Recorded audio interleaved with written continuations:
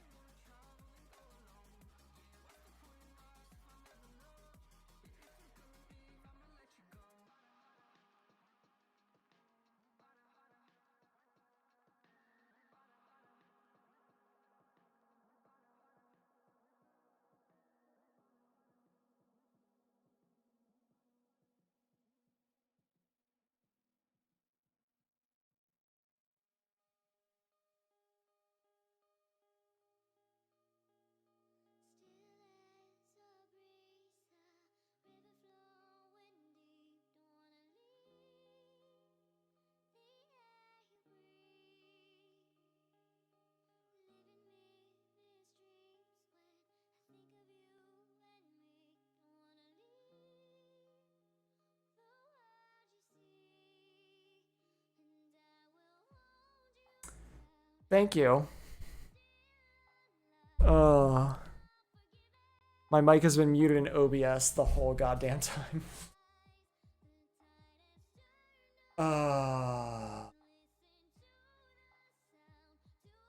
That's upsetting. Thank you so much for that. I would have sat here all night.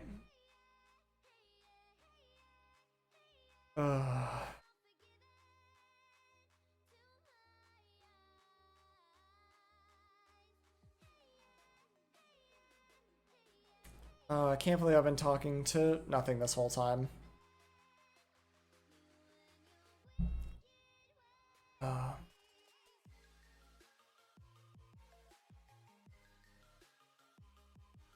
Alright.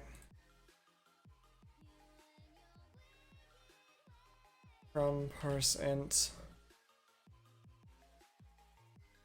creation error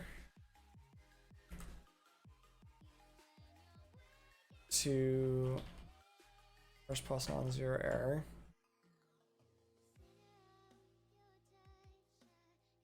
A parse int error. Change this to return appropriate error instead of panicking when parse returns an error.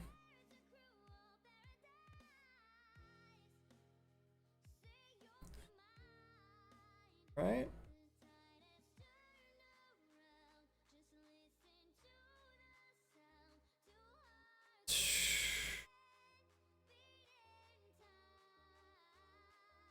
It's like, oh, dot map error, there it is.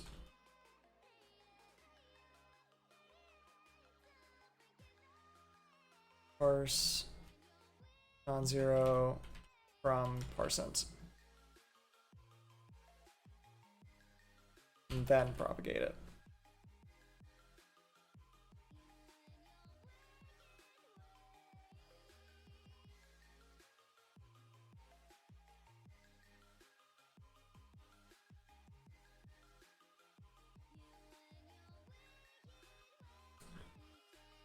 Hold on. Is that not what I was doing?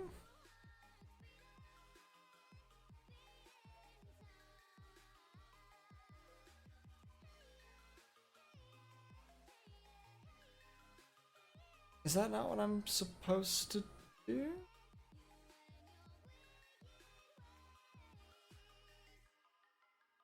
Oh, right. This is a parse int error.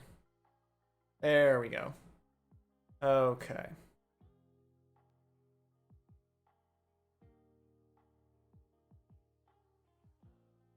Eric's should be fun. So wait.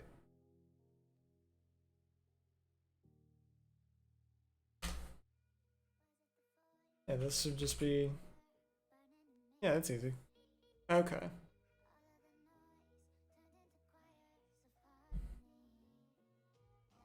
So... Let's see.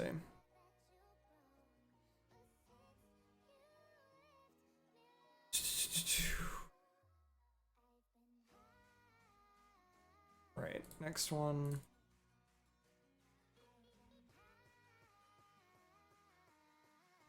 This powerful wrapper provides the ability to store a positive integer value so that it supports wrapping any type. Right. Rust by example. I don't know the syntax for generics in Rust. So is it what I think it is? Okay, it's the same as pretty much every other language. So there's some struct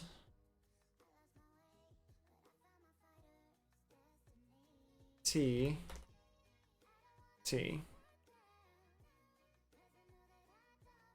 So I need to implement wrapper t, this value t.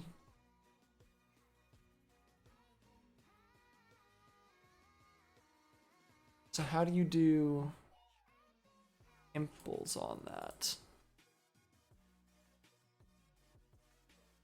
Oh, I put it in the wrong place.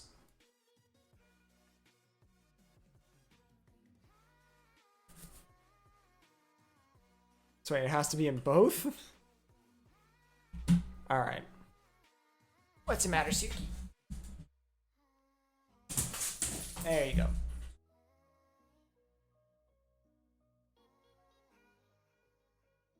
Okay. That's pretty easy. I don't know how useful that is in that state, but sure. Traits. Okay, here is where I got really messed up last time. Like, traits were where I got super confused. So, time to implement some traits. Implement the trait append bar for the type string.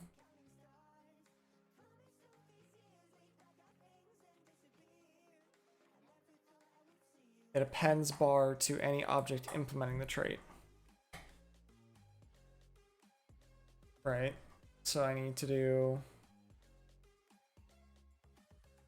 append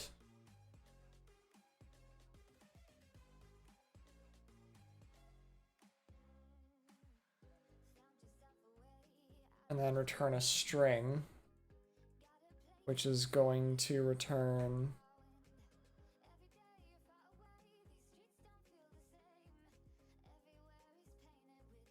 self bar. Okay, just take self. Yeah, wrong order. Okay. So yeah, so it is interfaces. I guess I'm gonna be proven wrong about that in just a minute. Implement append bar for a vector of strings. Consider for a moment what it means to append bar to a vector string. No boilerplate this time, you can do this. Okay. So impl append bar for string. Hey Foros, what's going on?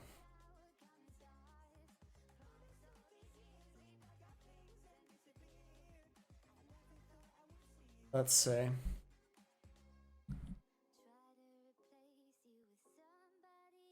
So I need to implement this. Vec of strings. Isn't there like Rust vector like maps? Rust vec map. Yeah, into iter map. Yeah. So self dot into iter dot map. I don't know how I feel about this as like the anonymous function syntax. Like I don't hate it, it's just a little weird for me. And then return format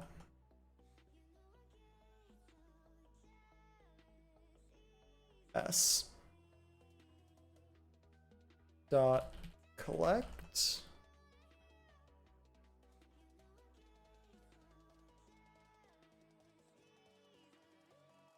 missing attic generic. Okay, so that needs to be string.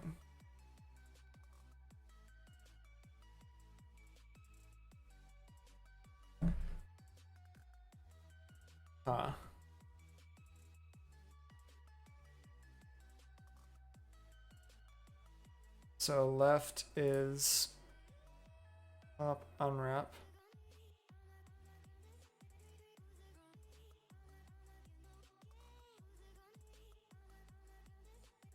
Oh, wait a minute. It's only supposed to do it once. Oh. Well, that makes sense.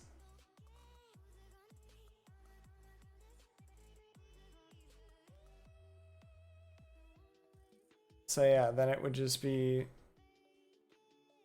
self dot like clone dot push bar dot from bar. Is that what they're looking for?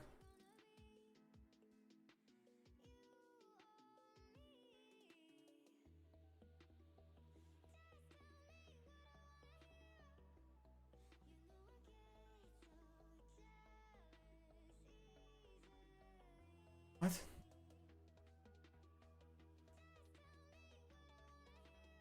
I found. Oh, right, because it doesn't.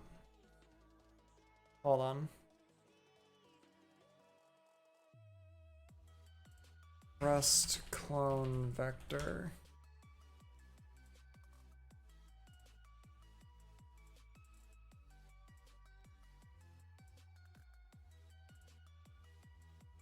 Okay, so let new vec is self.toVec. New vec dot push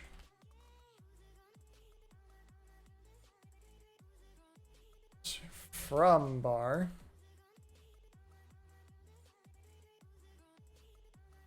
There we go. Okay. This really sucks without autocomplete and or any IntelliSense whatsoever. Especially in a programming language like Rust where there's so much goddamn syntax. There you go.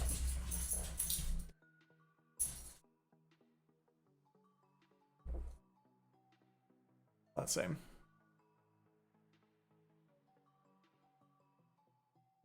Have to license trait for both structures and have them return the same information without writing the same function twice. For both structures, return without writing the same function twice. What? You can do that?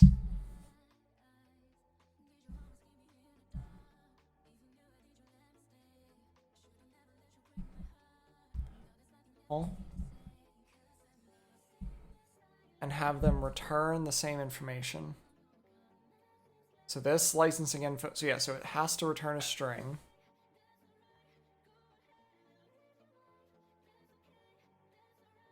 First, let me go do this.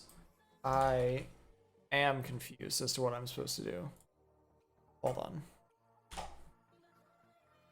Traits can have a default implementation for functions. Structs that implement the trait can then use the default versions if they choose not to.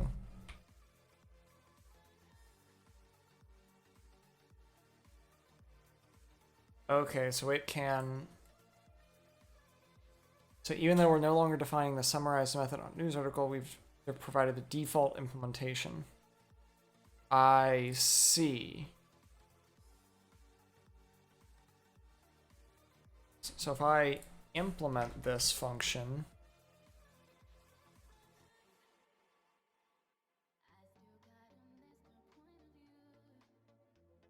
I can do...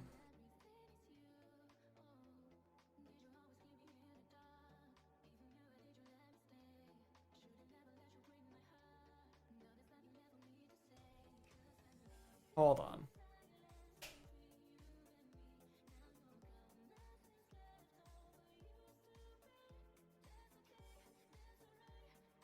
I'm not doing too bad. I'm just trying to take some time, learn some Rust. And once I get through with kind of the tutorial spots, I want to try and make a couple projects with them. With it, just so like, to be familiar with it.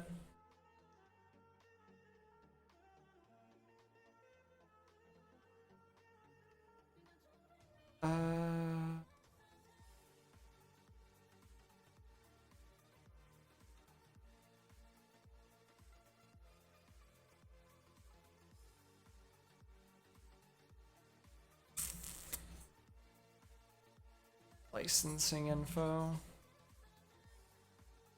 Licensing from... Oh, okay, yeah, it does want me to do this.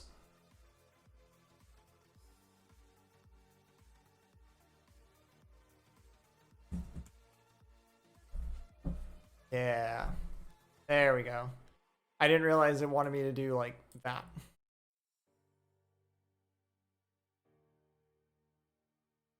Let's see. Your task is to replace the question mark section so the code compiles. Don't change any line other than the marked one. You may only change the next line. So, software.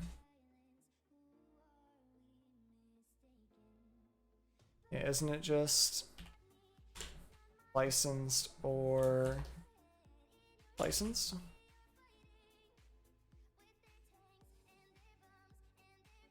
What does din do? Rust din. To highlight that calls to methods on an associated trait are dynamically dispatched. Unlike generic parameters or impl trait, the compiler does not know the concrete type that is being passed. Oh, okay. One pointer goes to the data. Another pointer goes to a map of methods, method call names to function pointers. So at runtime, when a method needs to be called on the din trait, the vtable is consulted to get the function pointer, and then the function at pointer is called. Okay. So this is saying that you're not going to get the underlying type, you're only going to get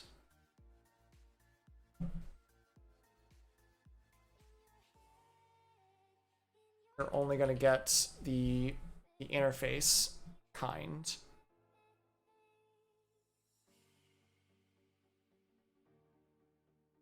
Trait objects must include the din keyword, yeah.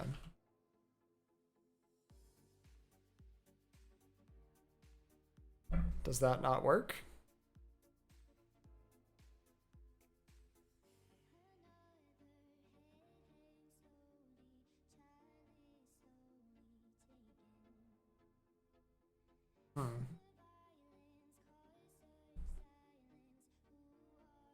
Instead of using concrete types as parameters. Oh, impl.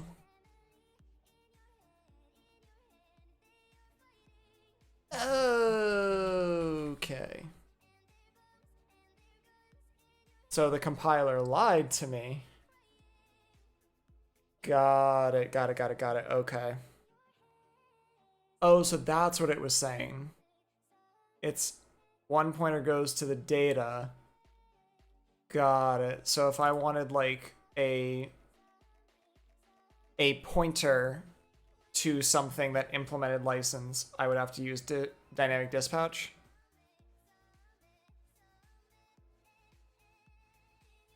Because that makes sense. So this is passing, right, because this is passing ownership. I'm moving each of these things in. I guess if I wanted a reference to something instead, I'd have to use dynamic dispatch. Okay.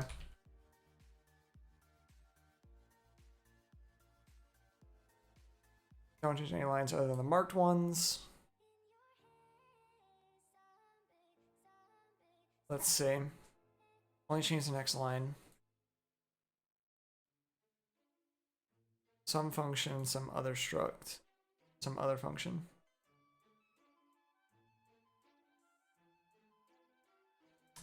Oh, I need to... Is the syntax something along the lines of... Oh, let's do like impl trait.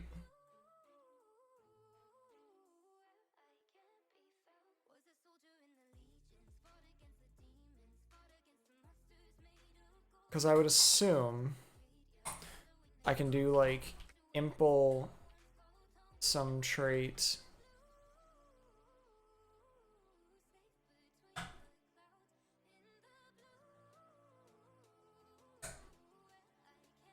No.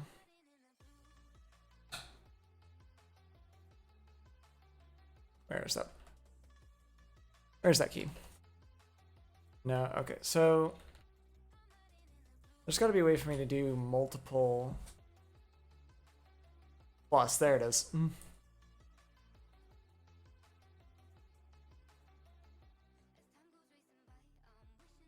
Okay.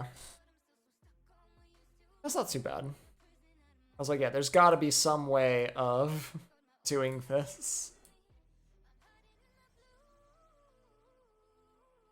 I do like that, though. That, like, you can have multiple... Like, you have to implement multiple traits in order to actually pass something. That's interesting. Okay, so what is quiz 3? All right. Imaginary multiple magical. Wow, I can't talk. Has a new report card generation system written in Rust. Currently, the system only supports creating report cards where the student's grade is represented numerically.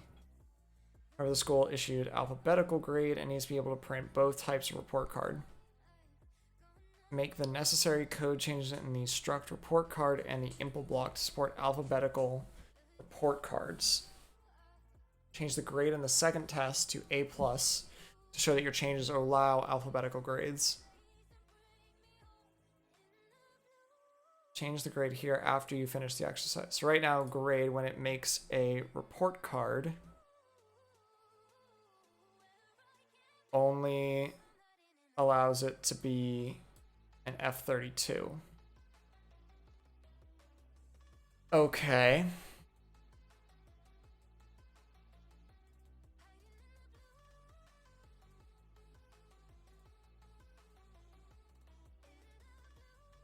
Sec.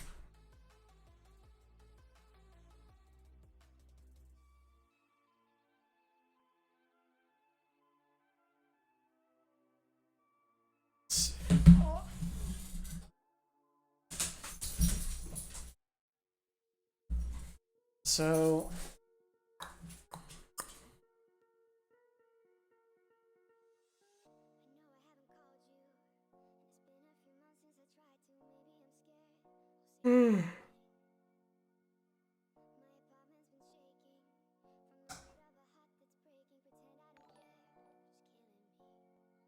hey, thanks for the follow, man.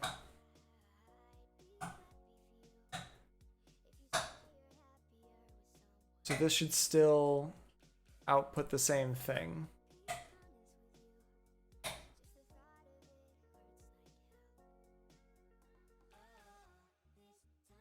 Got it. Okay, so these should both still work, but I can only change this one. Okay, so I guess like I could do...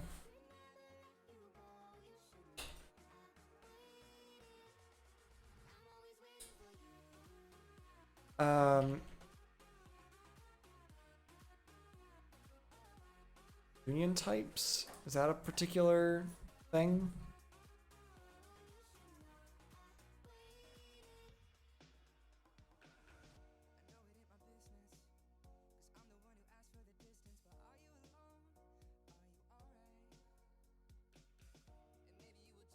Yeah, no, I don't want that kind of union.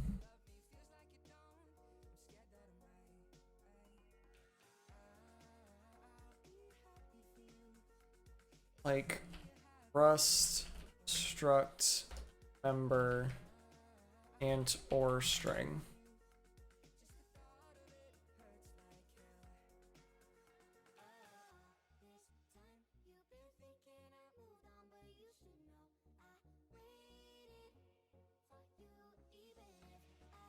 Like, it's got to do with... It's in generic somewhere.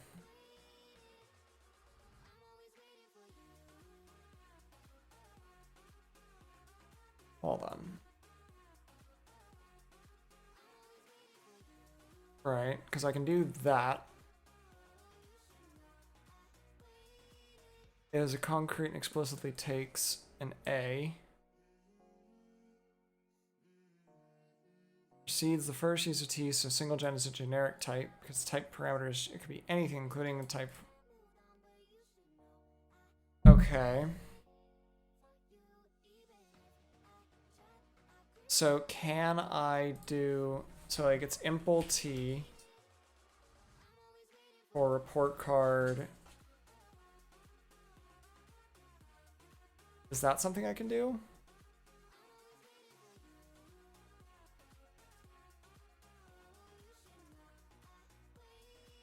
Actually, this should be the F32 version. Unused right. This is going to be T. Convert the identifier to uppercase. Oh yeah, I want this to be T.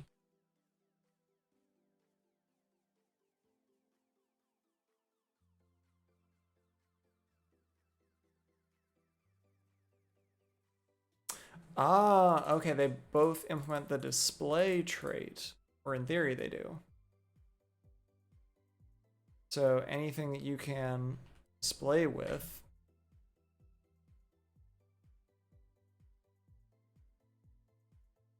Oh. Give it a second to recompile everything.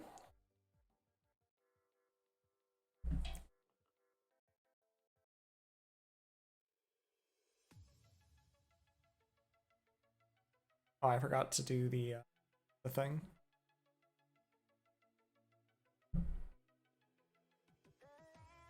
I have to go and actually modify this. A plus. There we go. Okay. So this T is what passes into the impulse, and then this is what actually binds or restricts what T does. Okay.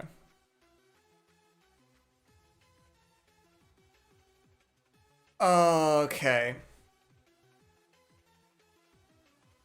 Lifetimes are one of the other things that I've heard are just an absolute pain to figure out the first time. So it can let the programmer know if references are risk going out of scope before it is used. Remember, references are borrows and do not own their own data. What if their owner goes out of scope? Missing lifetime specifier. This function's return type contains a borrowed value, but the signature does not say whether it is borrowed from X or Y. Consider introducing a named lifetime parameter. Fucking what? Hold on. There we go. Lifetimes tell the compiler how to check whether references live long enough to be valid in any given situation. For example, lifetimes say, make sure parameter A lives as long as parameter B so that the return value is valid. They are only necessary on borrows or references, since copy parameters or moves are owned in their scope and cannot be referenced outside. Calling codes can be checked to make sure their arguments are valid. Lifetimes are restrictive of their callers. So in this example, I guess, right, because is it basically just making sure that the borrow checker doesn't clean up either of these references preemptively? Is that what that's...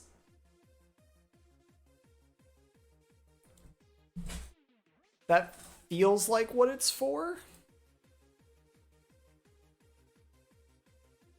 Okay. Is a construct the borrow checker uses to ensure all borrows are valid. Specifically, a variable's lifetime begins when it's created and ends when it's destroyed. So yeah, they're not the same as scope. If you borrow a variable via a reference, the borrow has a lifetime that is determined by where it is declared. As a result, the borrow is valid as long as it ends before the lender is destroyed. However, the scope of the borrow is determined by where the reference is used. What? Annotated below with lines denoting the creation and destruction of each variable. I has the longest lifetime because its scope entirely encloses both borrow 1 and borrow 2. The duration of borrow 1 compared to borrow 2 is irrelevant since they are disjoint. What? So the lifetime of I begins. Do some things. Create a scope. Borrow references I. And then does something with it, the borrow ends, another borrow begins, but since they're within this scope of the lifetime, it's fine.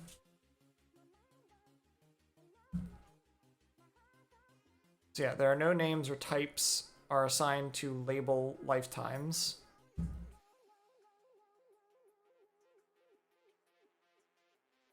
Okay, so to determine how long references should be valid, in the case where lifetimes are not elided,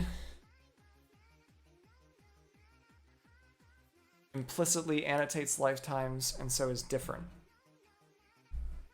Rust requires explicit annotation to determine what the lifetime of reference should be.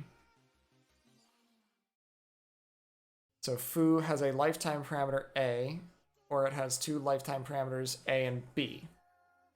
Fine. The lifetime of foo cannot exceed either of lifetime A or lifetime B. So I created two var.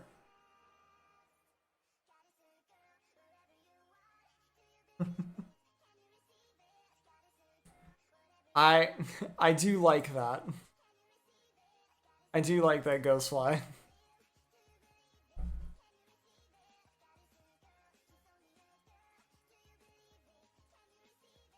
So hold on. So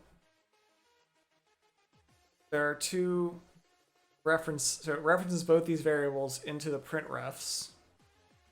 Takes two references to 932 which have different lifetimes A and B. These two lifetimes must both be at least as long as the function print refs. A function which takes no argument but has a lifetime parameter.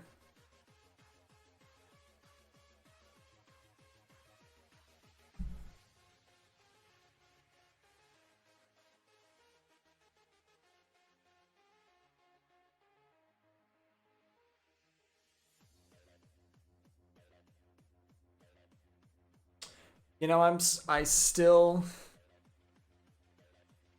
have no idea what the fuck they're talking about. I don't get why that's. I guess I don't get what the point is. I don't see a scenario where like that's necessary.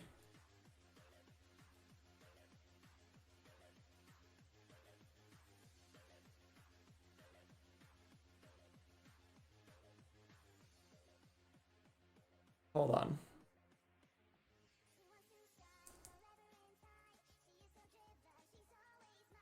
Because they keep saying like, oh, are overwhelming common, and so the borrow checker will allow you to omit them and save typing and improve readability. So they exist because the patterns are common, right?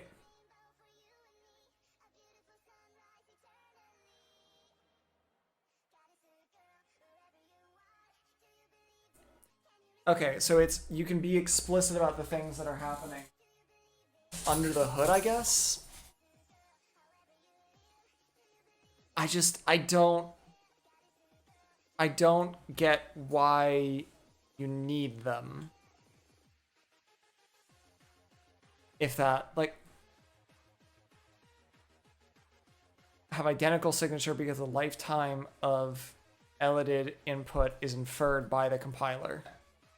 Right?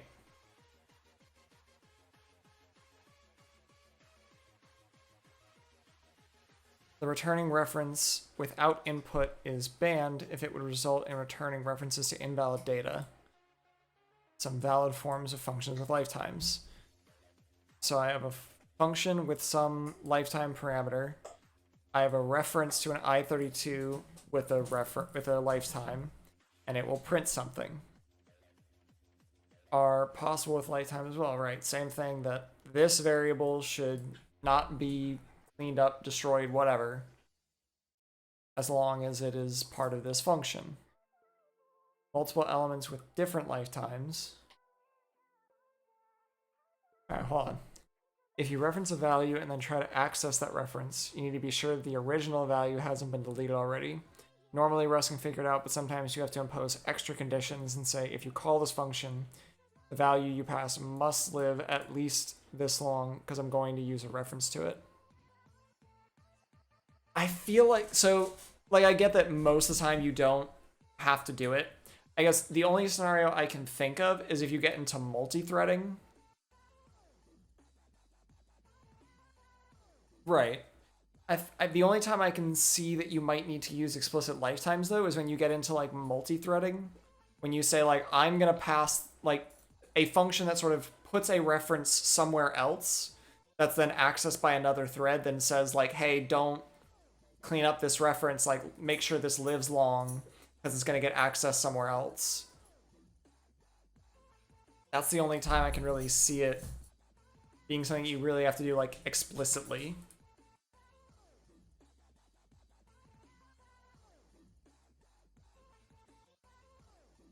It just feels very weird. Like, I get it.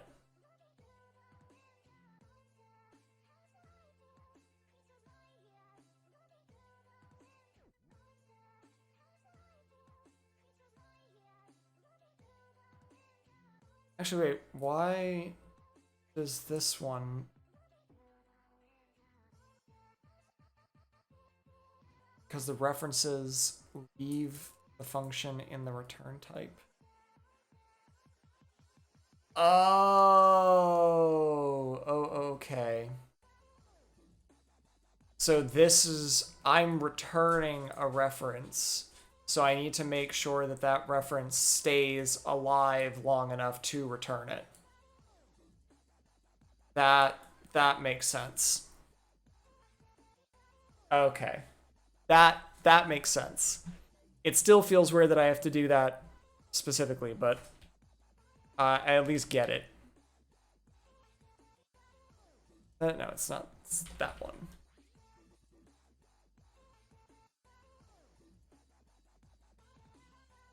Yeah, we gotta do... It's on the reference, right?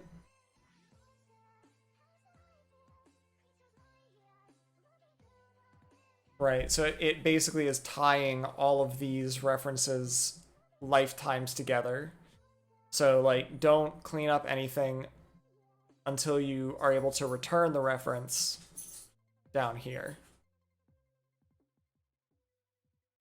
Got it. Okay. So, right, because if I only had one, it wouldn't matter as much. Okay. I'm probably gonna stay confused about lifetimes, like, the entire time I'm writing Rust, but... I need to get, like... I'll probably be good with, like, a basic level understanding, honestly. So let's see. So... String 2 is a string from XYZ, right?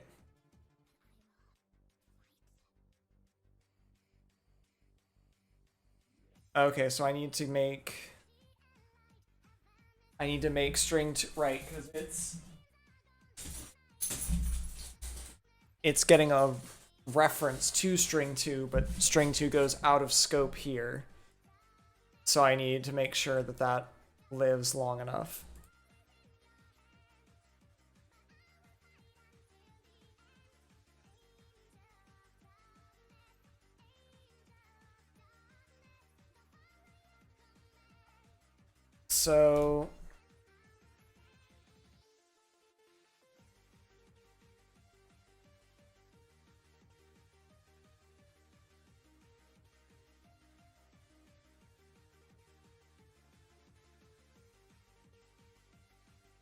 So could I do something like like tick A, or does it need to be on the type?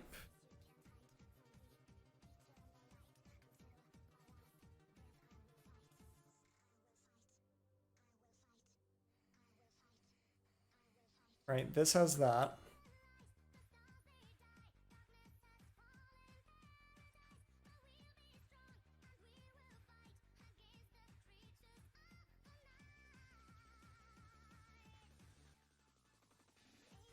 The generic lifetime will get the concrete lifetime that is equal to the smaller of the lifetimes of X and Y.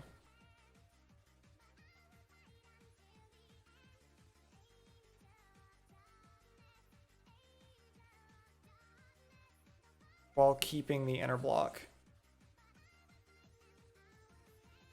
Okay, so it doesn't want me to annotate anything specifically. It just wants me to move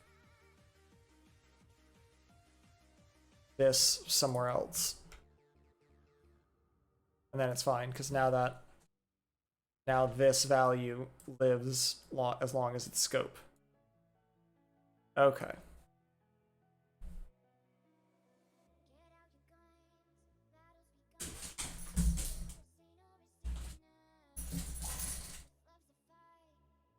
Three are also needed when structs hold references.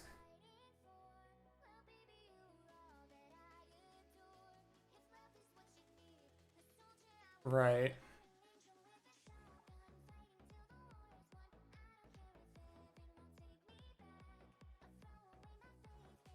So then I can say, make sure that the references live as long as the struct itself.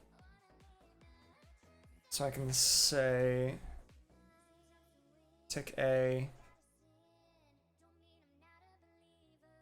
So a reference that lives as long as this struct. Right, because normally they would go out of scope like right here. Got it, got it, got it, got it.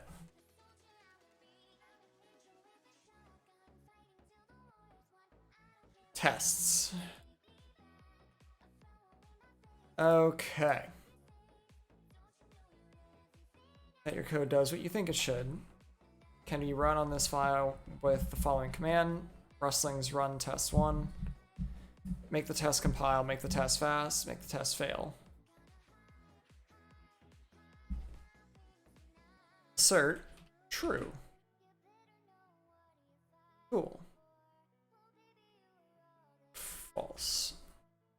So this is, so I can do a module of tests and then just assert that this is also a test. Okay.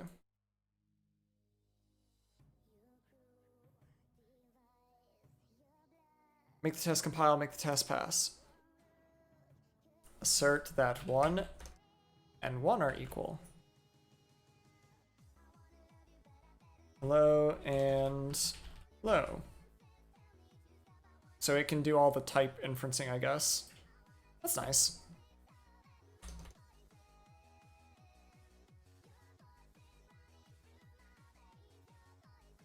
Isn't testing our function.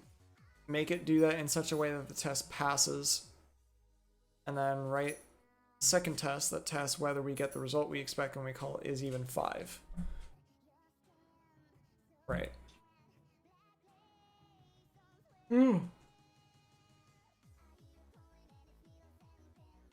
Okay, cool. Yeah, the Rust analyzer, I don't think it's working in rustlings because there's a ton of these files that have like weird syntax. So I think it breaks the like parser. So it can't generate like an actual valid syntax tree. So it just can't do anything. It's like good and bad. Like for this specifically, like it's nice that I'm actually having to like learn and type it and not just relying on autocomplete. So let's see. Is even 6. Ugh.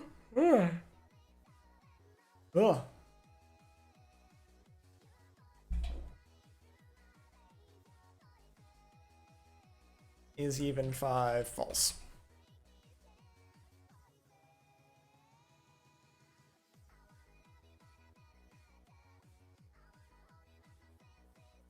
Oh, assert equal and assert equal. There we go.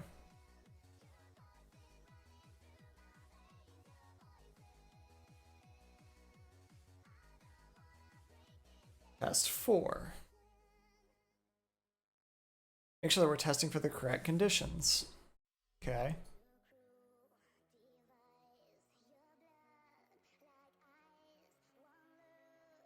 What am I testing for?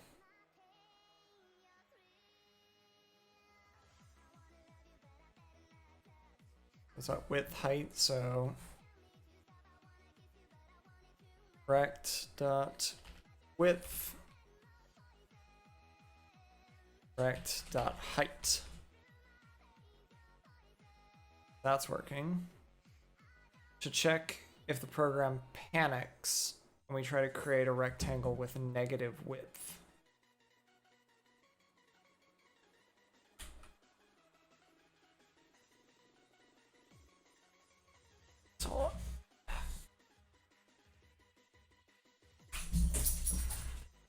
Let's see.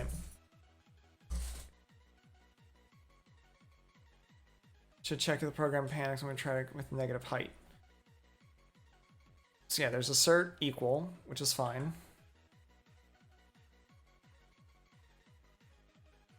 Is there like a panic check? Test panic.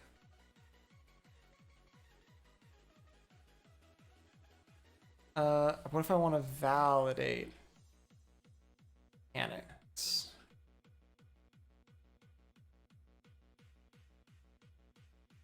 Checking for panic with should panic. Cool.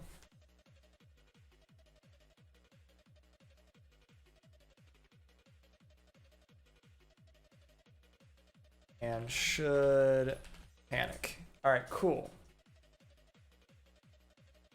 So now I can do that. Iterators. I think I'm actually, how far am I through this? Like 76%? That's not bad. All right.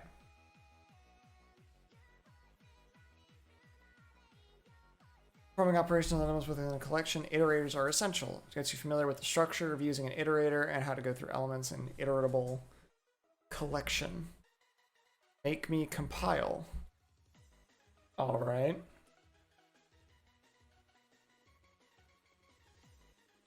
Isn't it like isn't there like a to iter?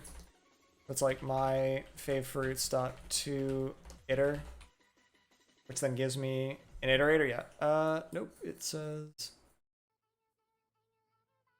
there is no method.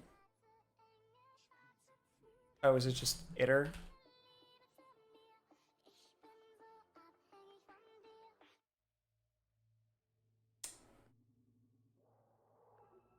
Okay. Oh, there's all of this stuff. I didn't realize they had question marks down here. So it should be some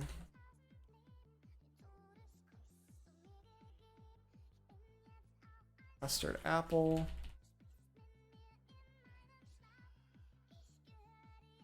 Some peach. And this should be none. There we go. That makes sense. Next iterator. Some unique advantages iterators offer. Step 1, complete the capitalize first function. Sum first.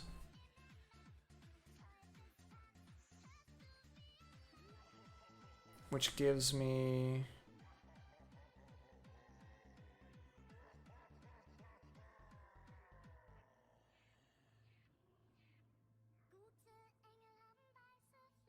C dot next. C dot, is it like rust iterate string?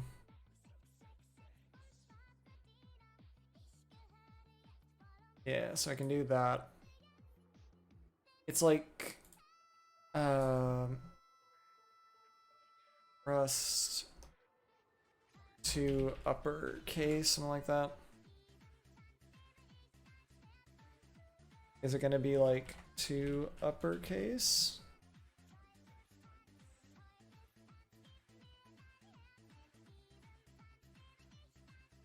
Method not found on. Alright, it needs to be first.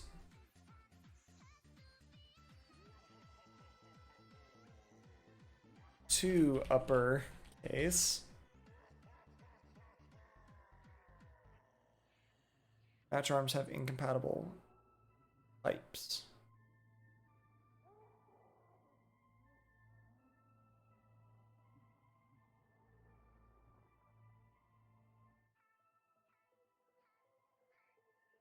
Match C dot next.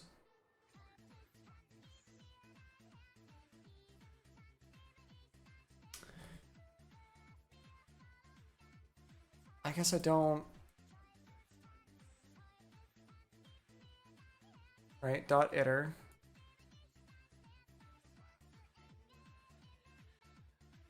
Right.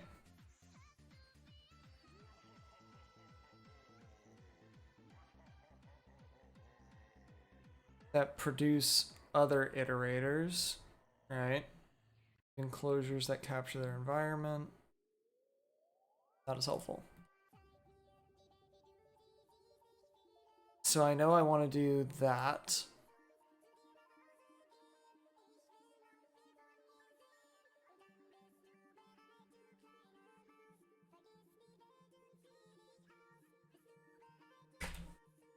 I guess I could do format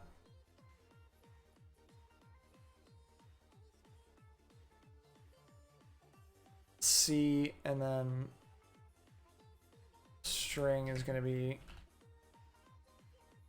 to uppercase and then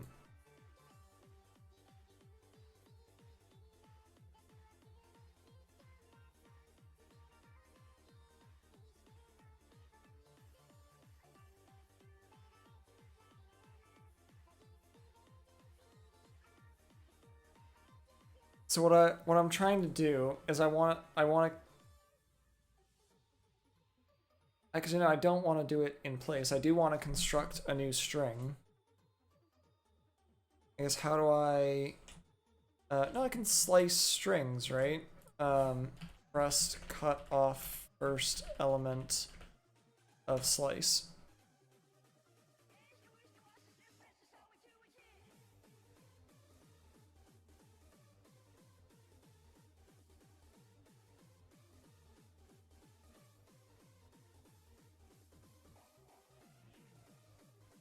Wait, huh? Chars.next back?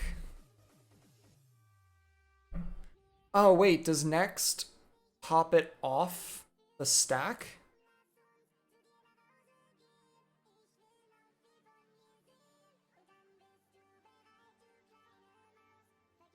So does this next actually pull it off of the string?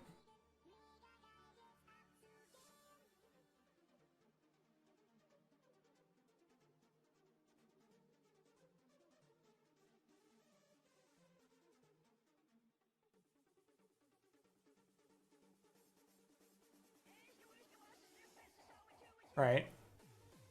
Apply the capitalized first function to a slice of strings. Right.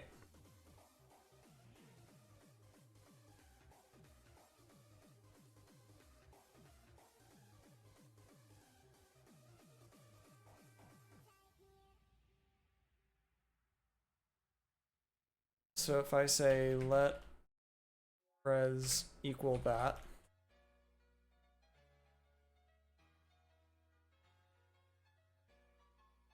like I want to rust map back.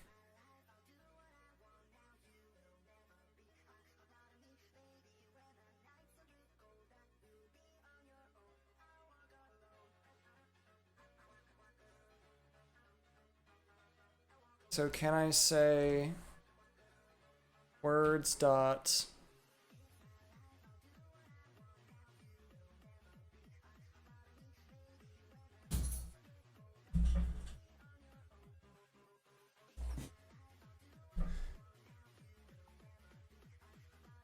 words dot into iter dot map W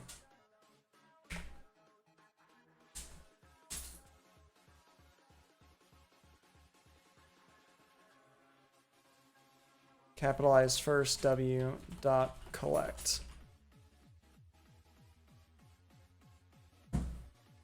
3 passed, 1 failed. So that all works. That is really... God, I love iterators.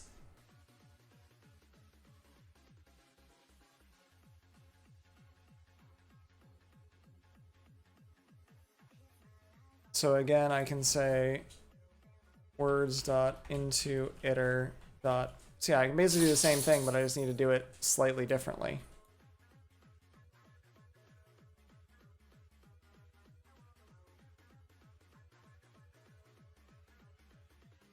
Return a single string. Let's see. Rust vec to string. Like, is there a join? Vec join.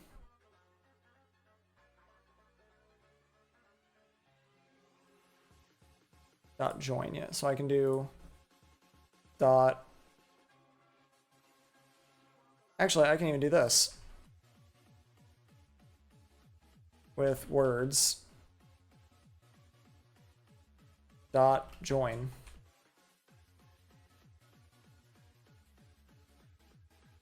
With nothing. Perfect.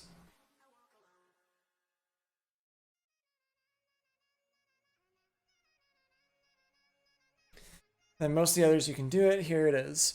Complete the divide function to get the first 4 tests to pass. Get the remaining tests to pass by completing result with list and list of results functions.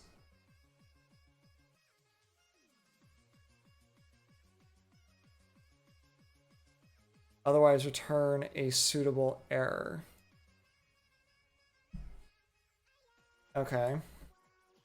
So first I can say if b is 0, return error divide by 0.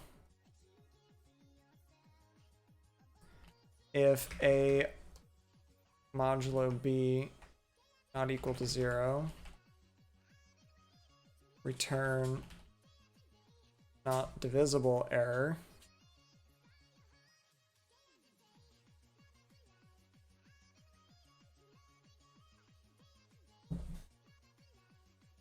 Hold on. So I have to return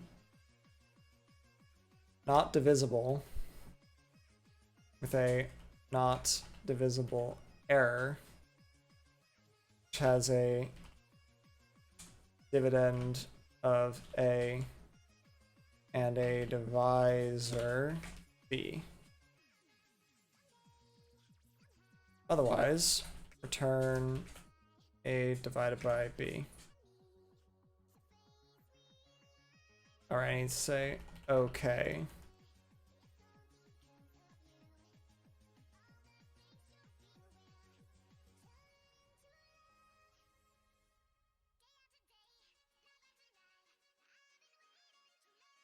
Oh.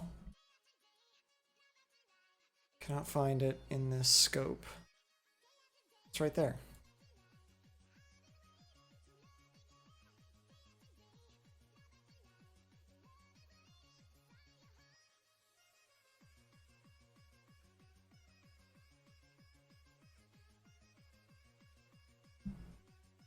I really have to put this when it's in the same file.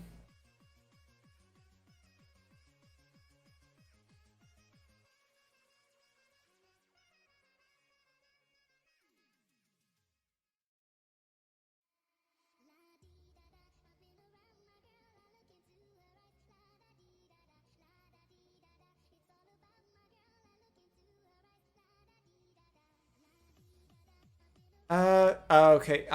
That's why. It's because it's the enum. Yeah, division error by 0 and division error not divisible. Okay. I thought it was a weird scoping issue. I'm like, there's no way. But yeah, that makes sense. Okay. So yeah, now I've done that one. Complete the function, return a value of the correct types that the test passes.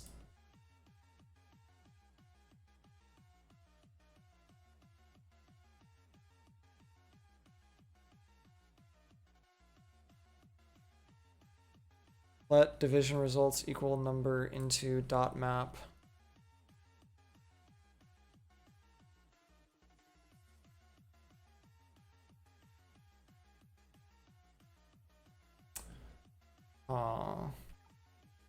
Iterators and results is going to be interesting.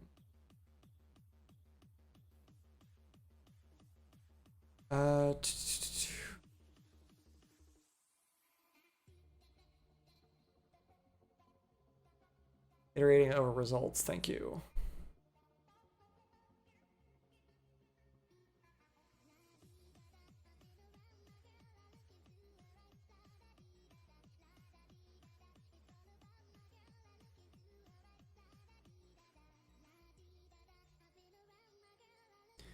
Collect the failed items with this.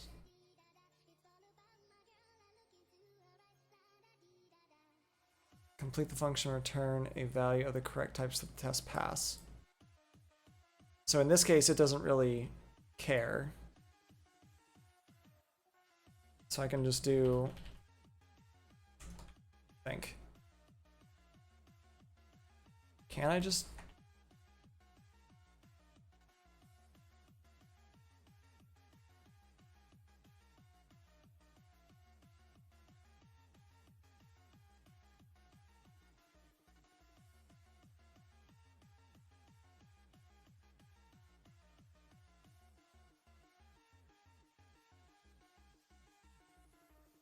All right, so test list of results and test result with list.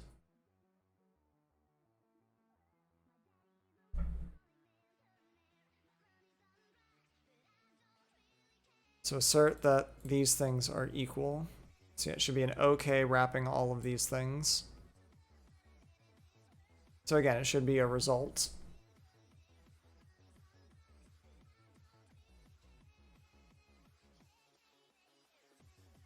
So it's a result that's going to be either a vec of I32s or a division error.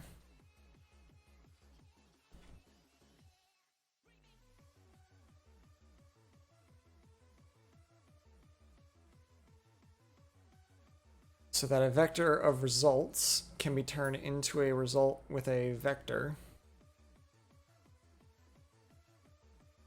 Iteration will terminate.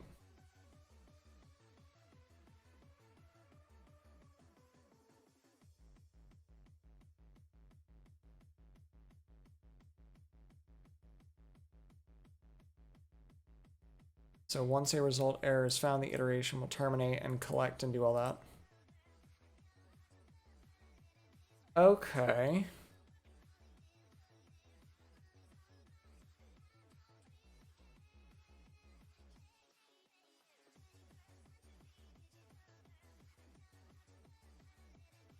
So at this point, now I should be able to say dot collect and delete this. So that should let one of them pass. Yes. Now I only have this test list of results. So that turns each of them. Right, it turns it into that. Just collect the whole thing into a result.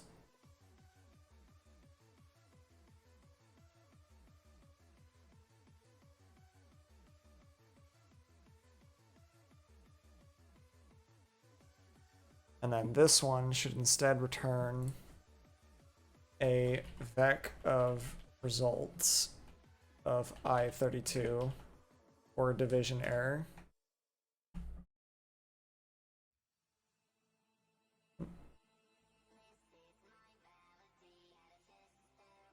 So let division equal number into map.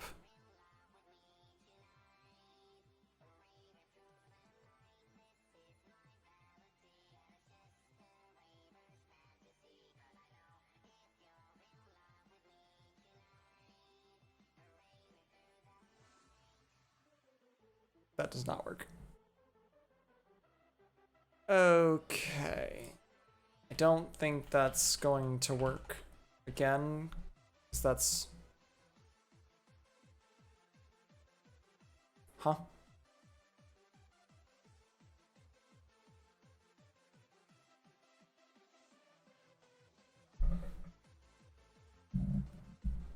Hold on. Rust implements the from iterator so that a vector of results can be turned into a result with a vector.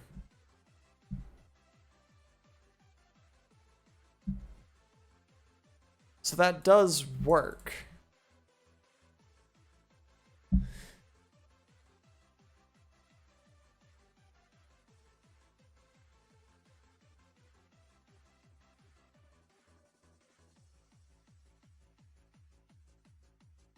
I'm gonna say type coercion.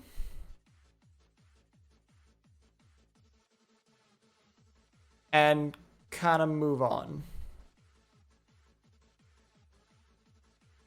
Because that feels like what this is saying. Is basically if I just tell it I want this, it can do it. Otherwise, it'll give me that vector of results.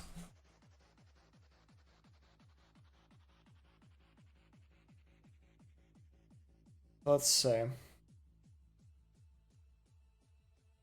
Complete the function to return the factorial of num. Do not use return. And don't use recursion. Okay.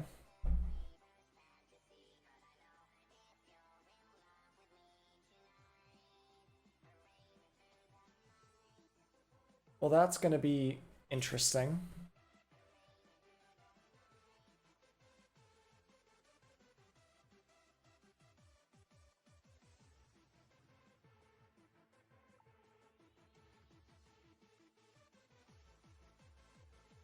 There's like, it's like Rust range to iterator.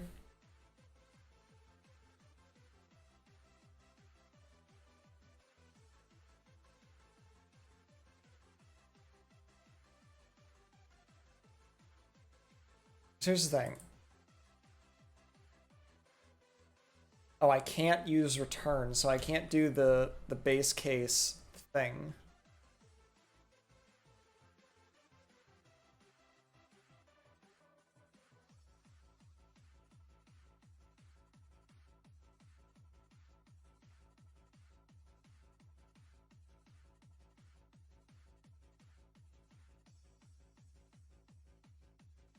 So I could have range be from num 0. Right? That's a thing I can do. So then I can say loop and do that, you know, match on range.next.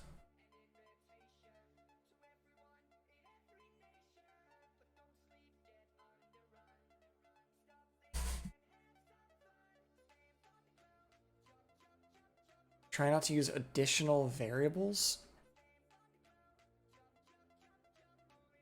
So wait. Because I feel like you could do this recursively. And not use extra variables.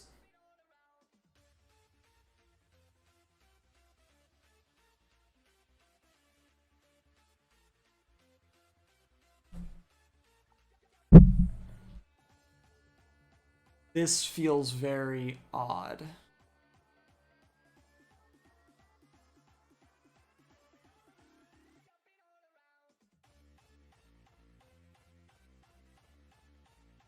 Fold?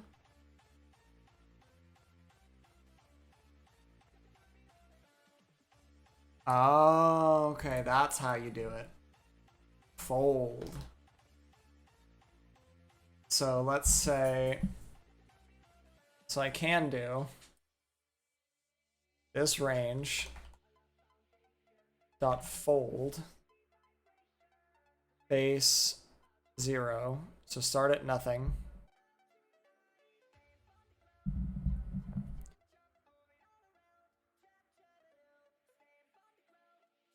Or do I want to do...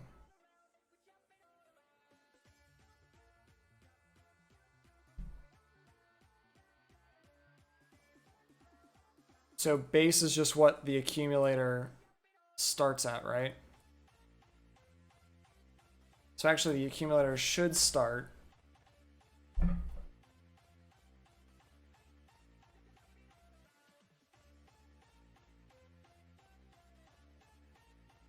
I'm gonna have so many off by 1 errors.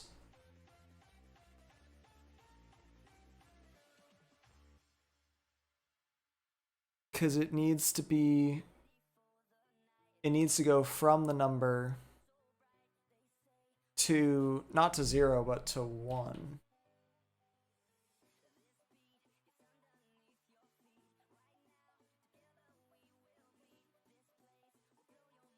And then it should start at 1.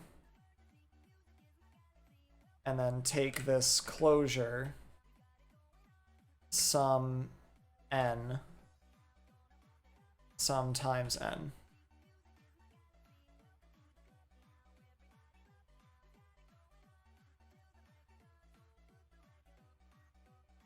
So it got 0. Is it 'cause there's no...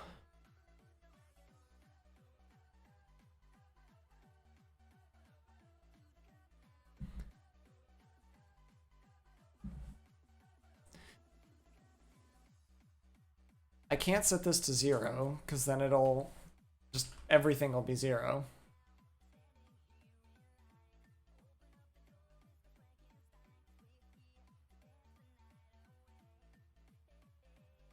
Right, because it's only returning the base.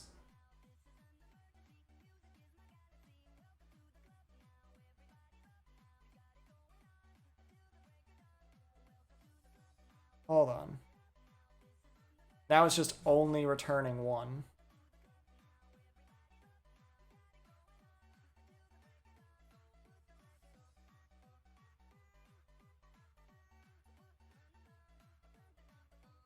How in the...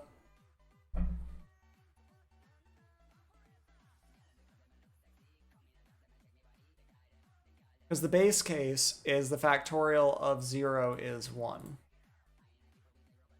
Right?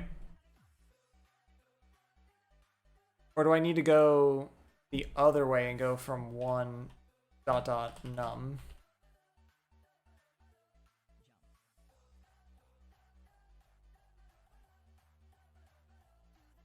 Right, so that takes care of that.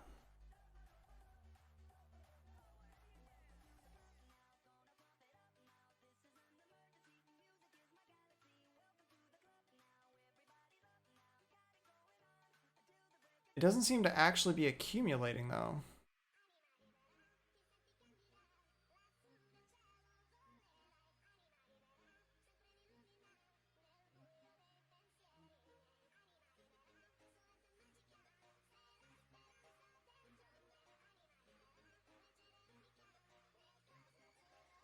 Because, like, if you put in 2, right? You put in 2. It says, okay, I'm going from 1 to 2.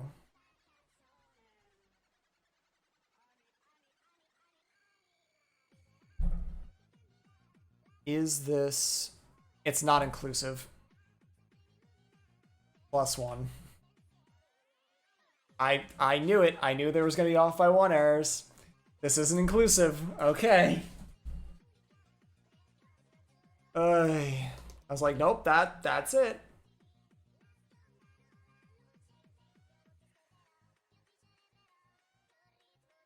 Okay, define a simple model to track proxy model by using a hash map. 1 moment. That's it. Name of the exercise is the key, and the progress is the value. Two counting functions were created to count the number of exercises with a given progress.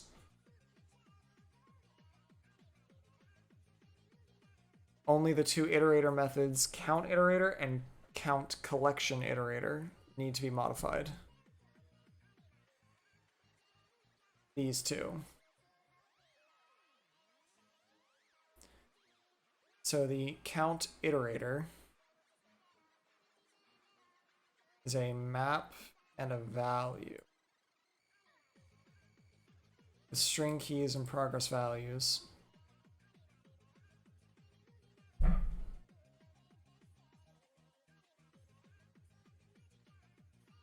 So it just wants a list of how many elements in this map, how many keys are of this value, I guess.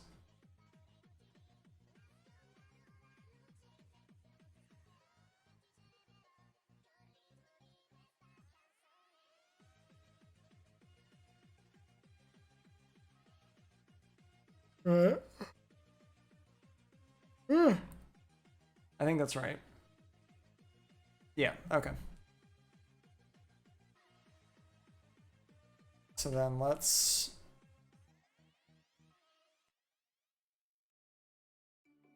There should be a count or like a length.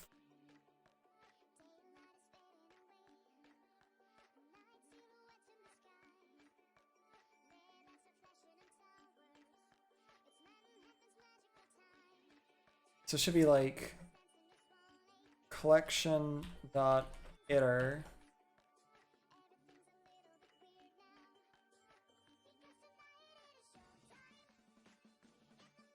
dot filter e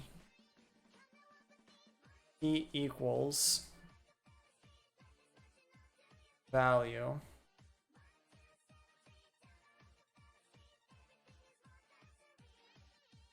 dot collect dot length.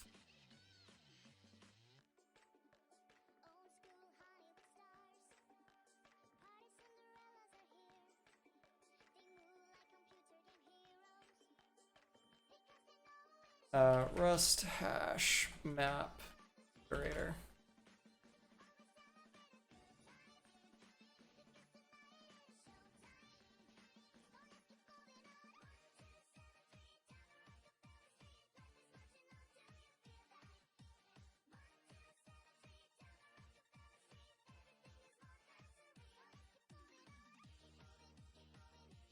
I see.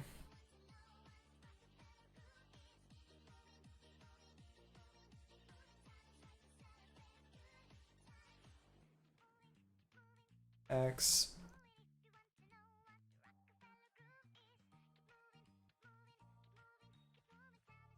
Hold on.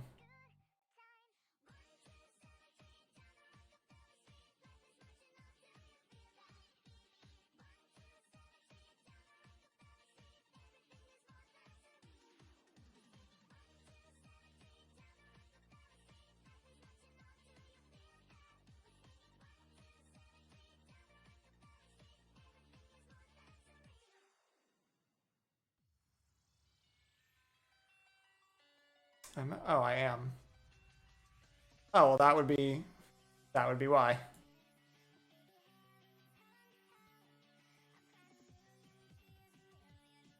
Put that to do macro back.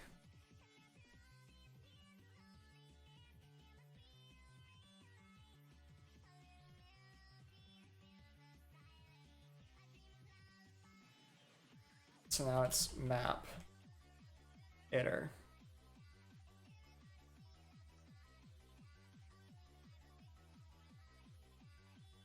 Oh wait, it's just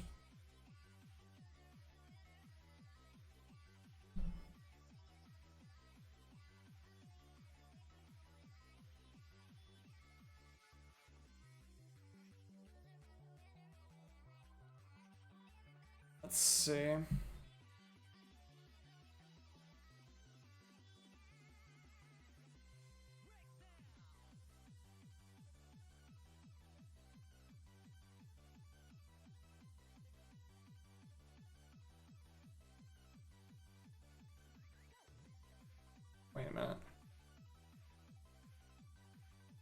No implementation for...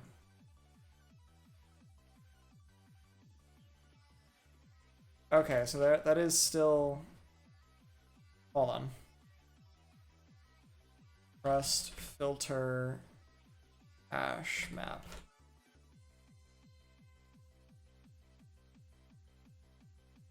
Okay, I can destructure the tuple. Take a reference to KV V.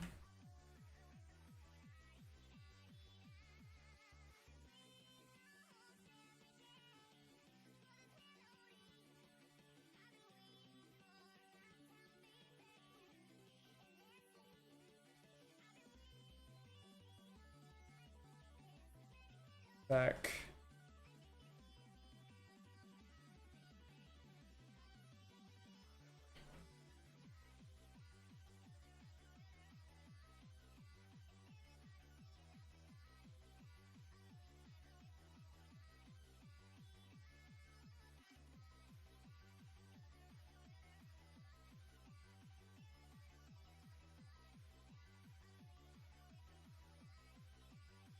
Reference.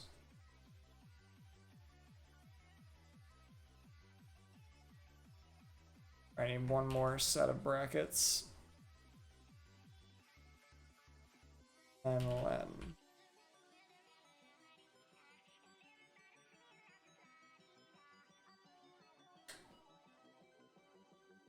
Other side of back. There we go. So count iterator.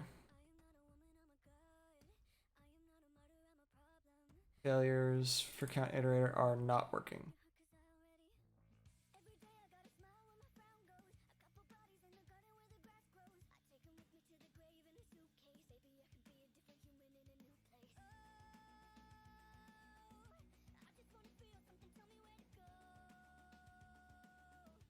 So I can filter it, and then I can do other things.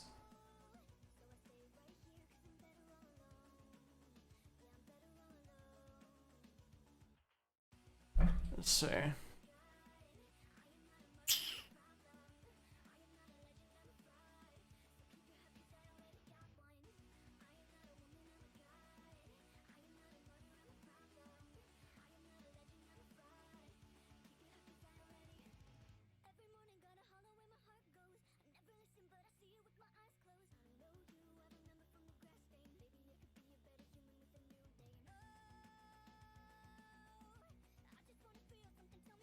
Oh, that's the other thing I could have done. So I could have done map.values.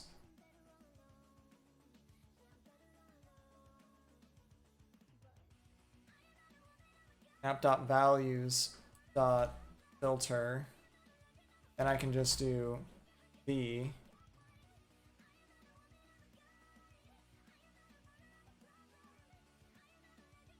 I don't actually care what the type is.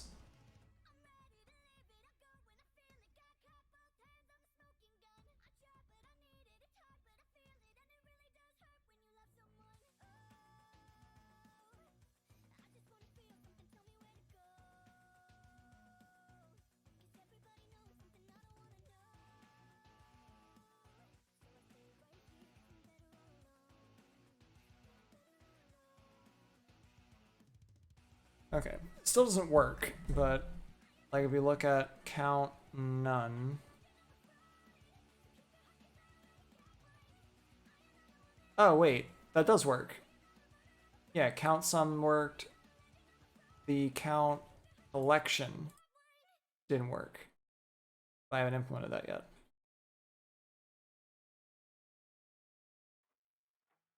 Right, so now I gotta do this. Okay. So collection is a slice of hash maps.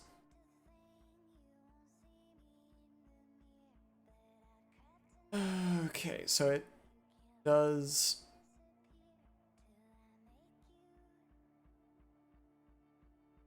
count iterator.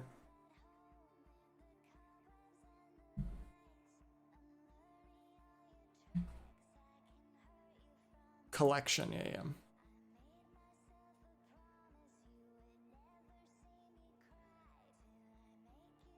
So it goes over for each map in the collection. Right. Basically do this, but across each of the collections. So then I should actually, this might actually be kind of interesting. So if I take collection dot iter dot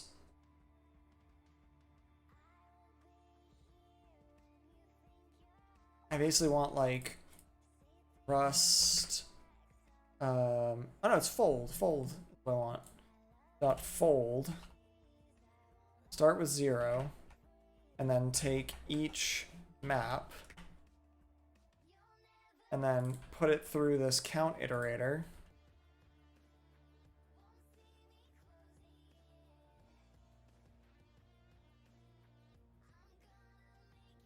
So if I have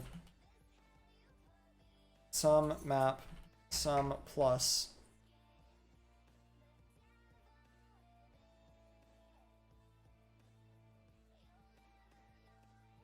right value. Hey, look at that. That is nice.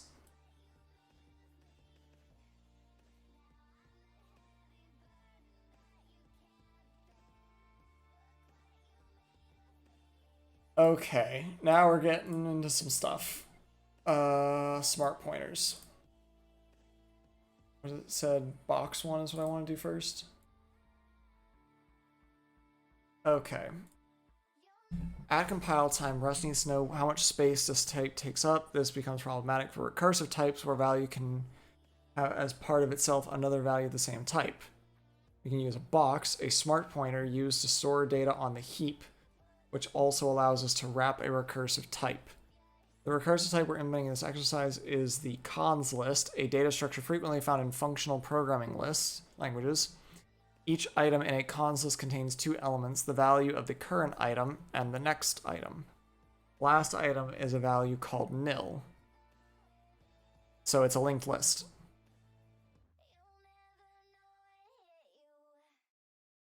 Am I missing something? That's a linked list.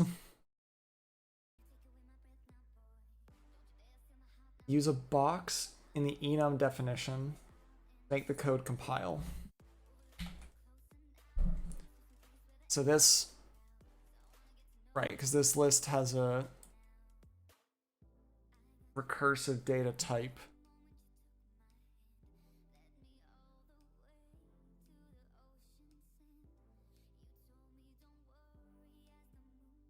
Right. So a box. Right.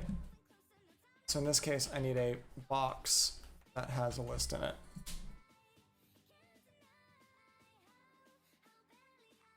So create an empty list.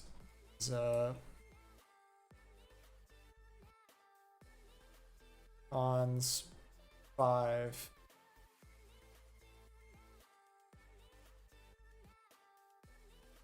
Right. List nil.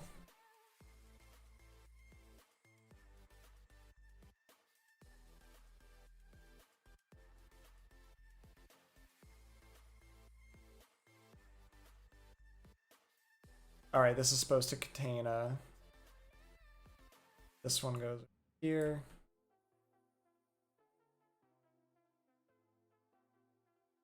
That should do it. Okay. That makes some sense. RC1. Express the concept of multiple owners via the reference count type. This is a model of our solar system. There is a sun type and multiple planets. The planets take ownership of the sun, indicating that they revolve around the sun. Make this code compile by using the proper RC primitives. Express that the sun has multiple owners.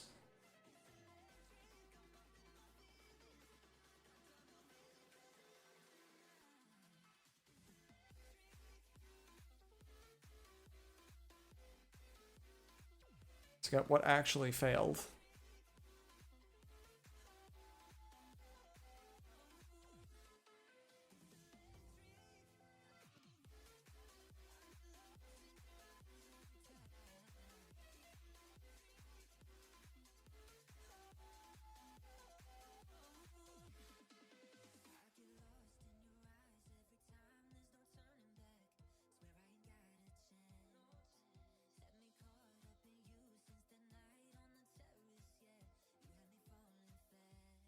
Huh?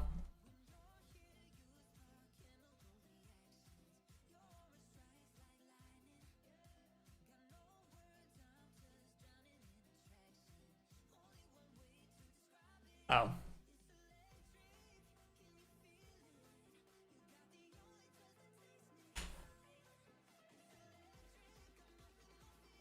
Drop Earth.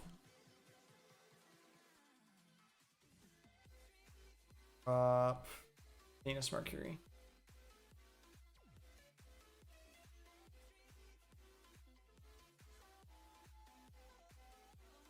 Drop Mercury. Cool. There we go. What was that? I didn't read what the actual implementation of this stuff was. Oh, drop is just, you know, drop this reference. Okay, so yeah. It's a reference count smart pointer. But it's very, like, explicit. So RC clone gives you a copy of the smart pointer, I guess. ARC1.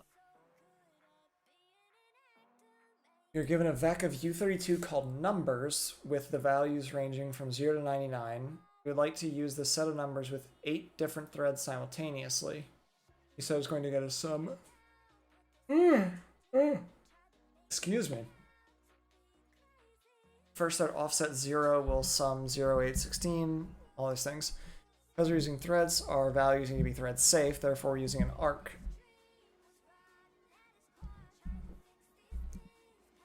Make this code compile by filling out a value for shared numbers. And create initial binding for child numbers where the second to-do is.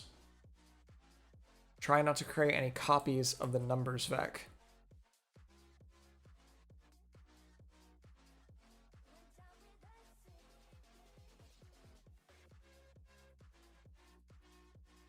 Right, let shared numbers is gonna equal, let's look up the Rust by example arcs.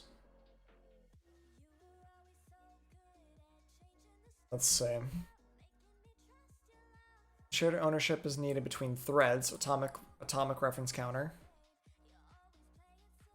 Right, arc new.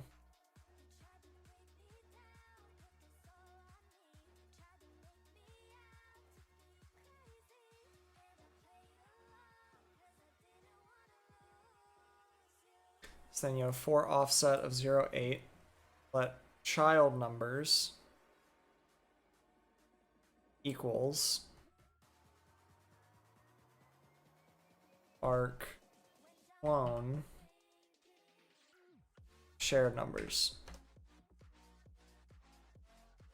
Cool. So yeah, that's all good.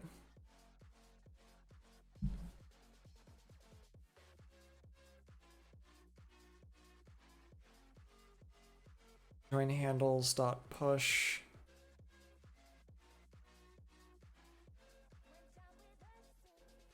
So this move directive is basically just saying take anything that I reference and move it into my scope, I guess.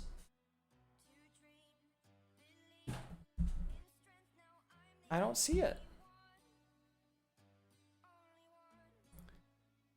Okay. Let's see. This cow one. Cow. A clone on write type is a clone on write smart pointer. It can enclose and provide immutable access to borrowed data and clone data lazily when mutation or ownership is required.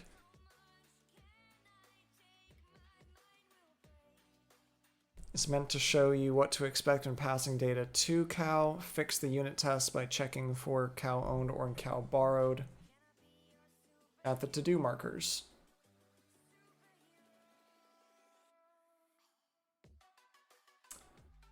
Yeah, that is horrifying to look at. Hate that, but let's see. At these. No clone occurs because input does not need to be mutated. Right?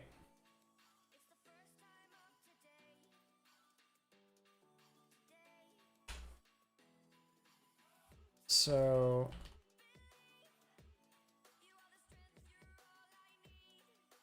this should be the same thing, right?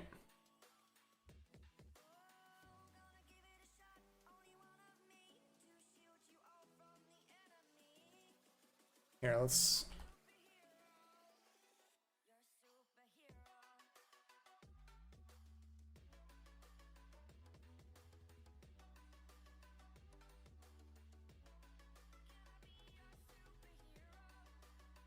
do this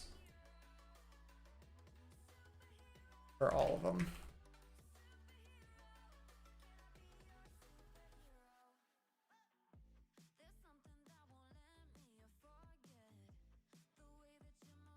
Just that I can see that, like I can go test by test and make sure like I actually understand what's happening. So it's clone on right. It's required. So it'll only clone if it needs to mutate or own. Got it.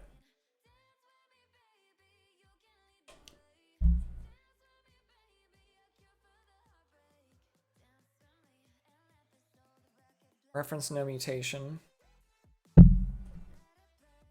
So this should be borrowed. You can also pass slice without and, so now it owns it, right? So this should now be... So this should be owned. Right.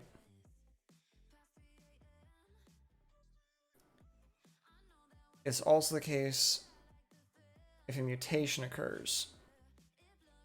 So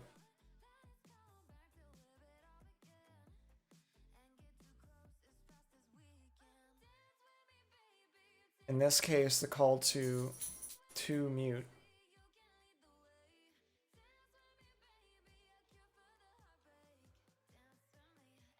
I see. So this now has a mutable. So now it's mutated.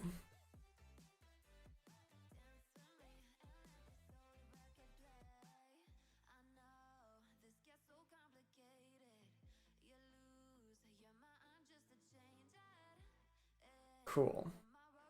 Thread. Threads are gonna be interesting. This program spawns multiple threads that each run for at least 250 milliseconds, and each thread returns how much time they took to complete, and then collect their return values into a vector.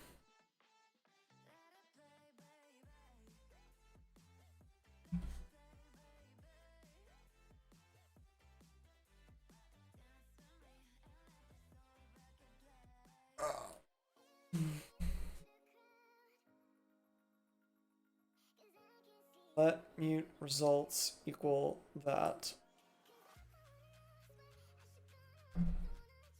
For handle in handles.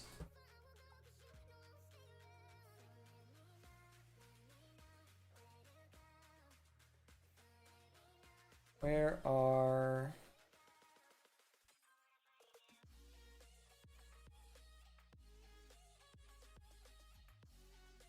threads? Returns a result. So is this going to be just results stop push handle.join.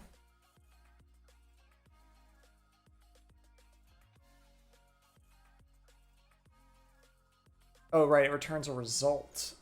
Right. Returns a result.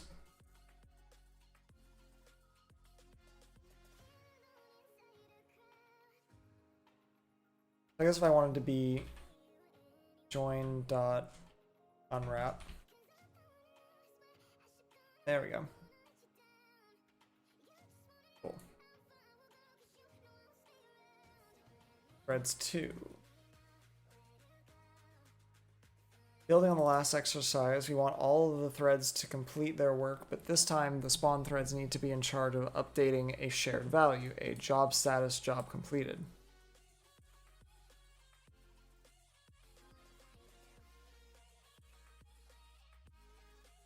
You must take an action before you update a shared value.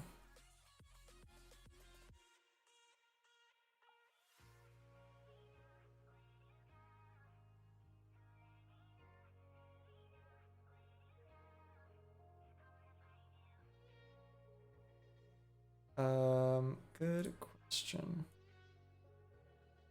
Arc. Let's see.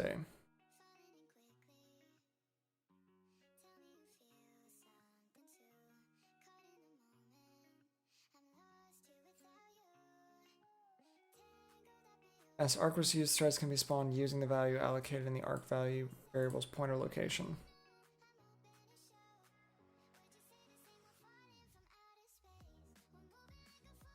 Print the result. You notice anything interesting about the output? You have to join all the handles.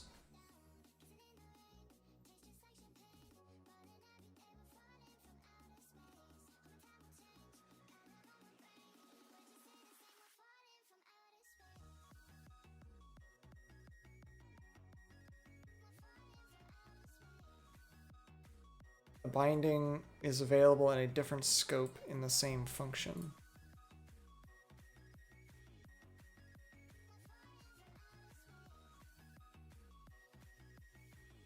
It's just status. Cannot assign.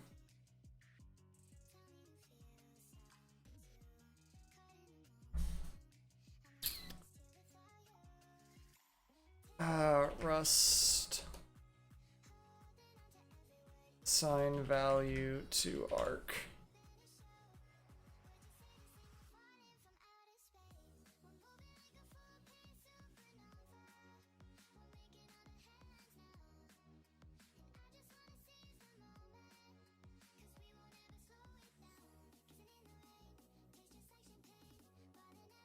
So I need to do status share dot lock dot unwrap.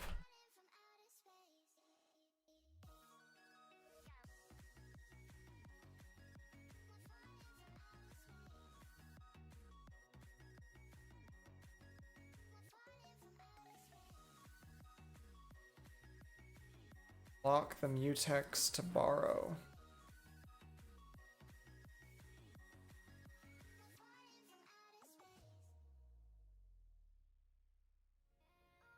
I'm not sure what it's trying to get me to do.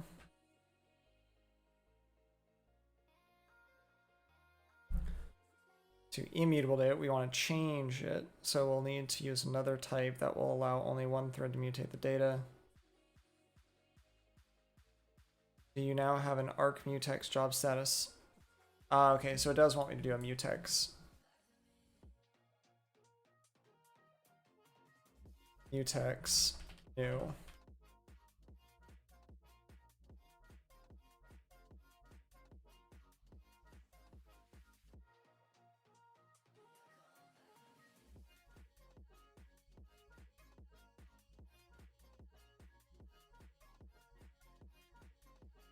To also use text.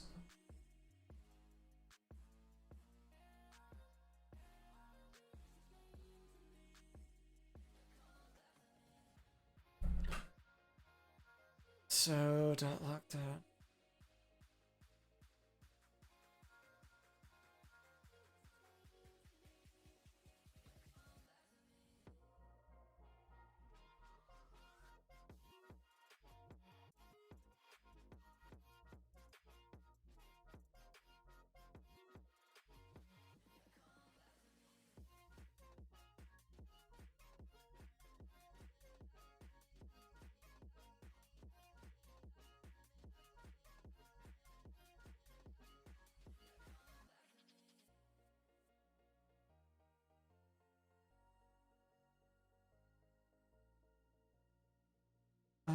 similar to the code in the example in the book that happens after the text that says.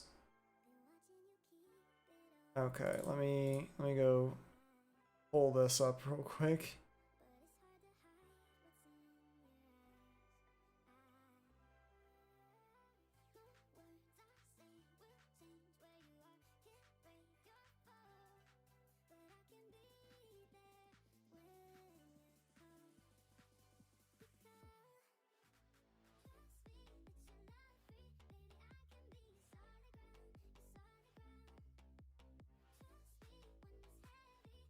Right, so there's an art with a bunch of different mutexes.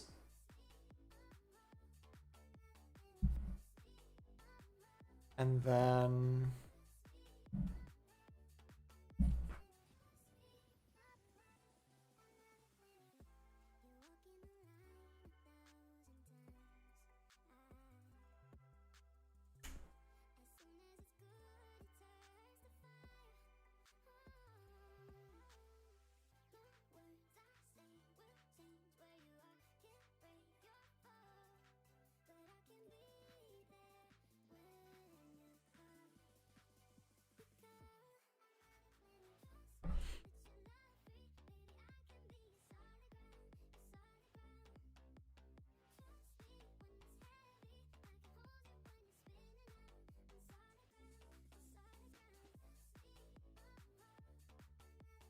let's see.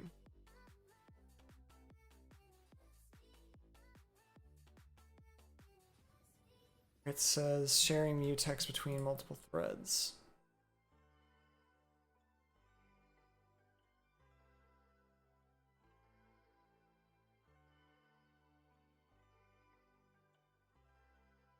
Shared state concurrency.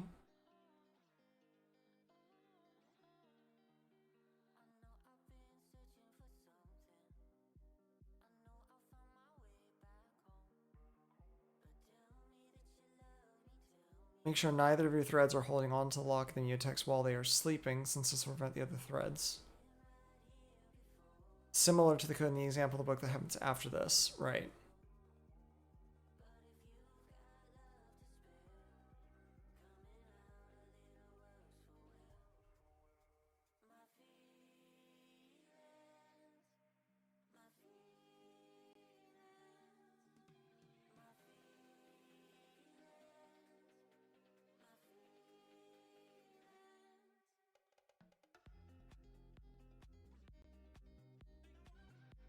Unwrap.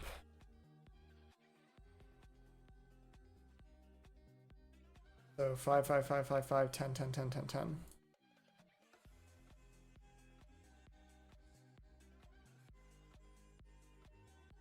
Interesting. Okay.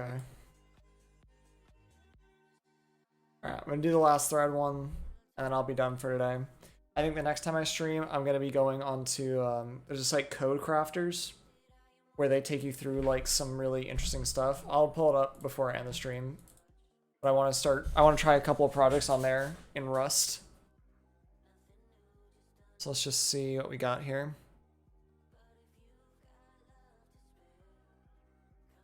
Use of moved value. Move occurs because TX has type sender U32, which does not implement copy trait. Moved value into closure here. Variable moved due to use in closure. Value used after move.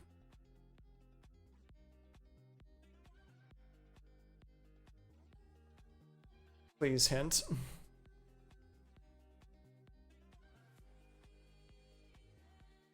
So use a MPSC.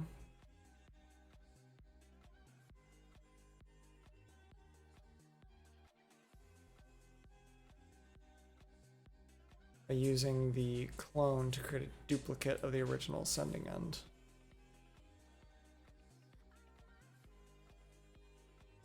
So can I do like just dot clone?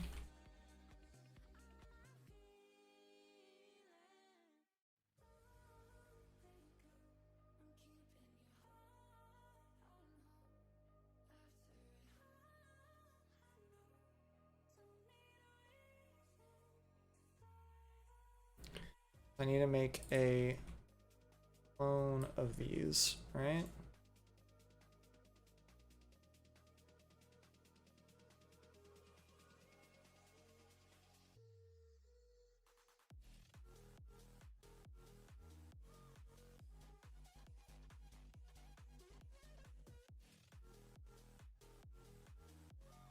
Right. Forgot some basic stuff there. Although that doesn't solve anything.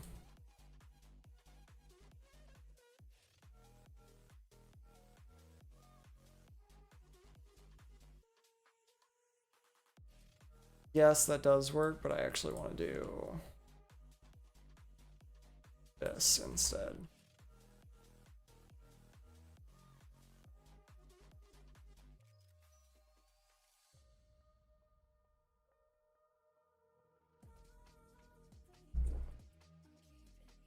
All right, cool.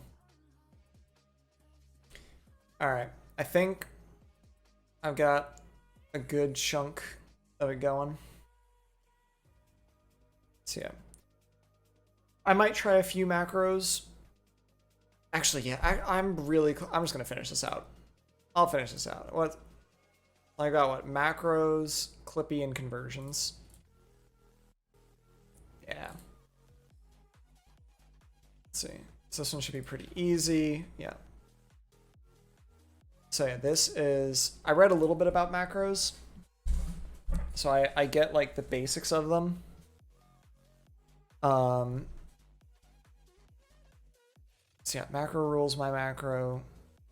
Yeah, so it'll replace this macro with check out my macro. Great.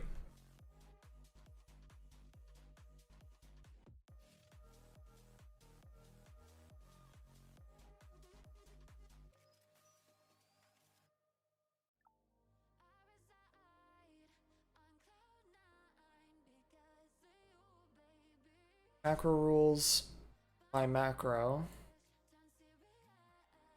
Cannot find... Right, it has to be declared. I'm assuming that's the problem, yeah. They have to be declared above in the compile order.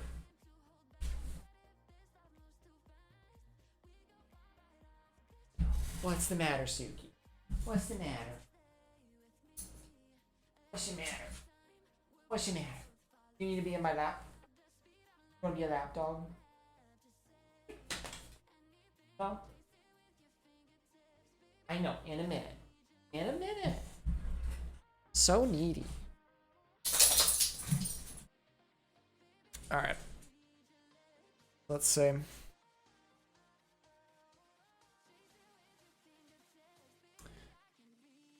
So yeah, they have to be hoisted up there. Cool. Without taking the macro out of the module.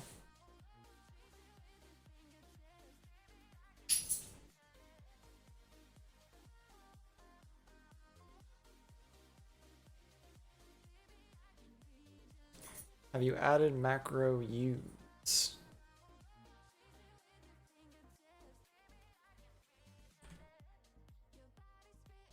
Macro use.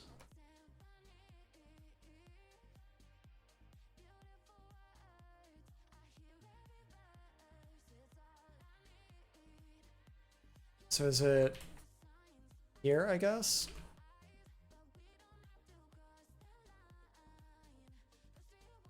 Yes. I don't quite know what that is, but hold on. Rust macro use. Code that writes more code. Yeah.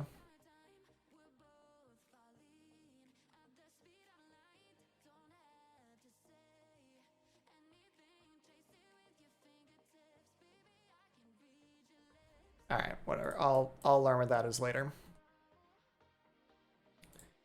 4. Right, val expression.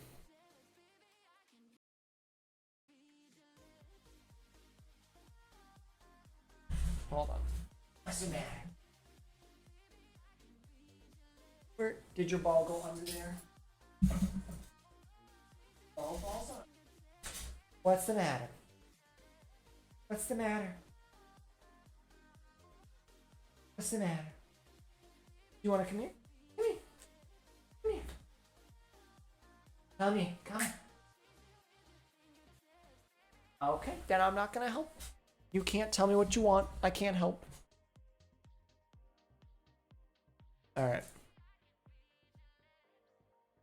So, now that we're on macro 4, let's see.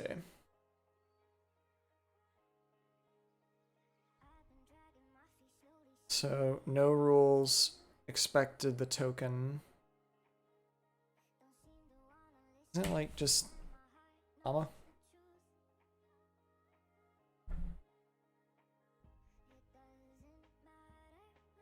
No rules expected this macro call.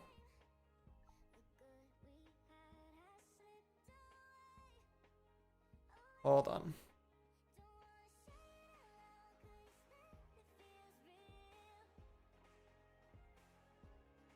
Is that what they're trying to say? Yeah, that's what they're trying to say. Okay. So just separate your rules with this. Macros are a whole other depth that I'm really not wanting to get into. Alright, Clippy. 2 modules to go.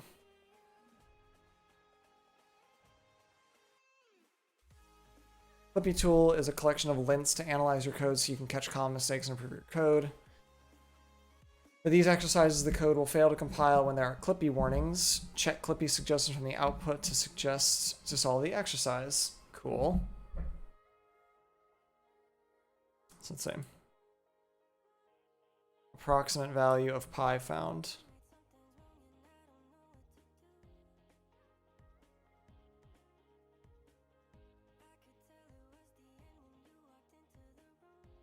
Okay.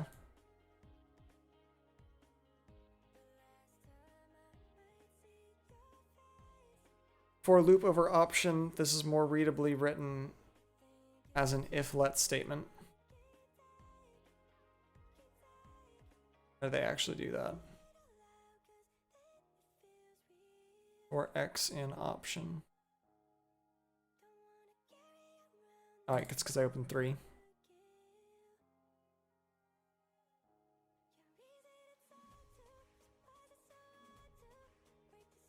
So they're looking for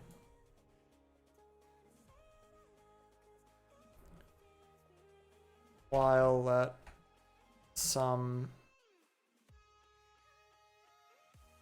x equals option res plus equals x. Yeah.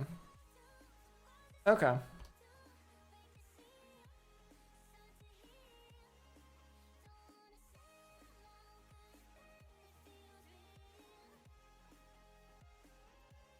That is a gigantic one.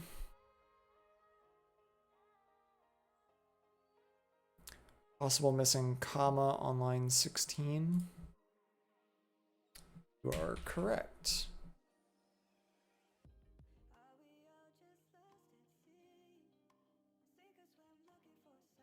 So on line 12, that will always panic.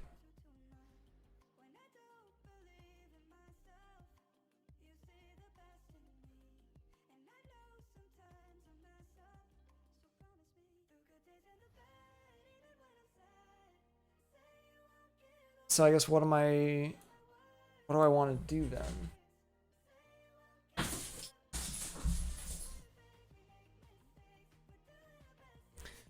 My option, so if it is none,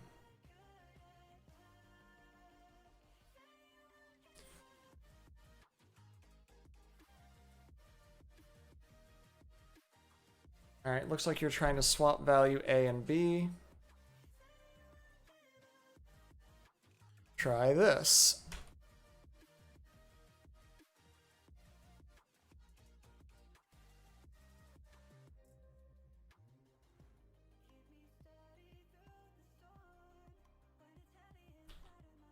Value B. and cut that off.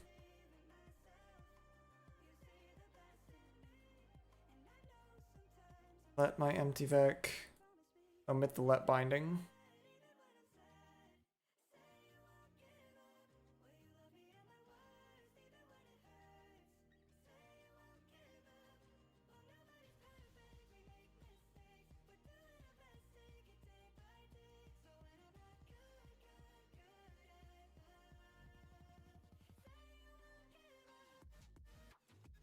Huh?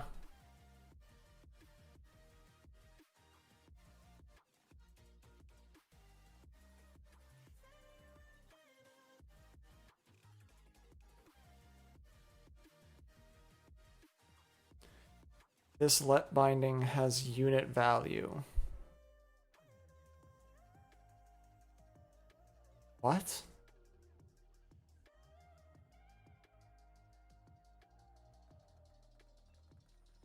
It has a unit binding.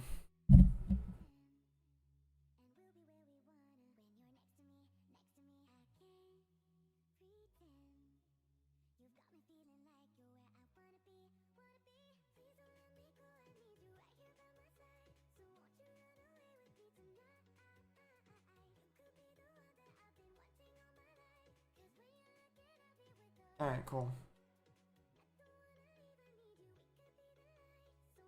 Alright, last like few in conversions using as. Typecasting is run via the usage of the as operator. Please note that the as operator is not only used when typecasting, it also helps with renaming imports. The goal is to make sure that the division does not fail to compile and returns proper type.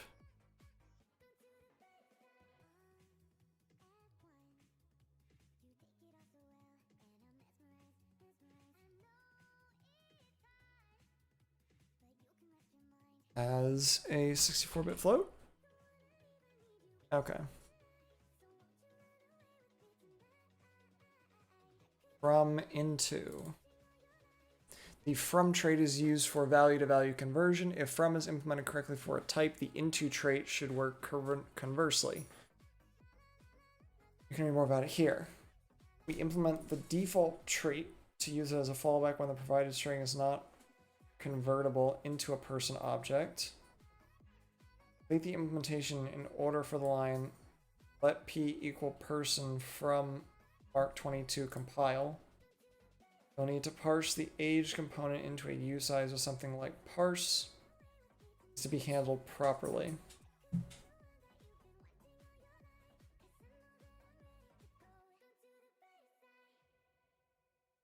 Okay.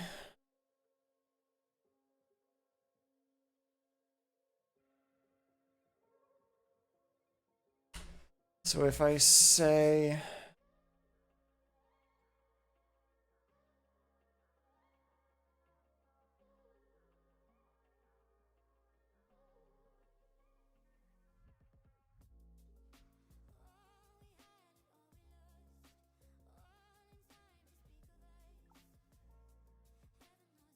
the Rust default trait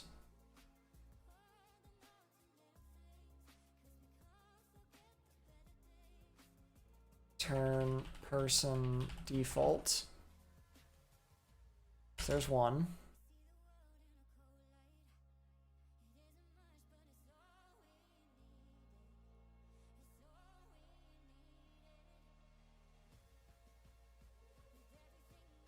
Split the given string on commas present to it. Parts.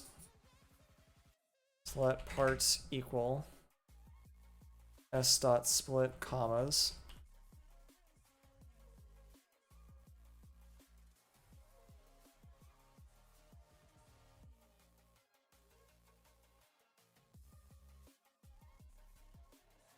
Rust string split.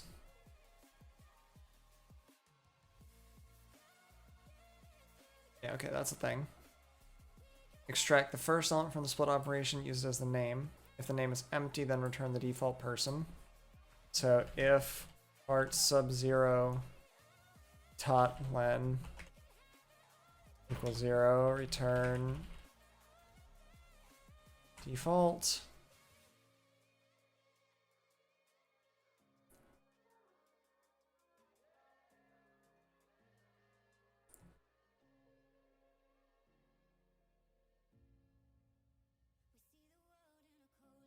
So let age equal. That needs to be like, right. Part sub 1 dot parse as a usize.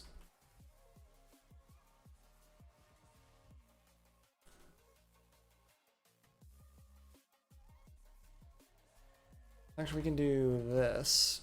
Match on this.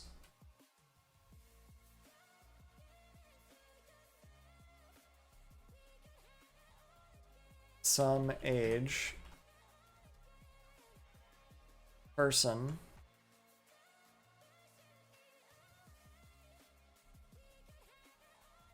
Name part sub 0. Age. None. Person default.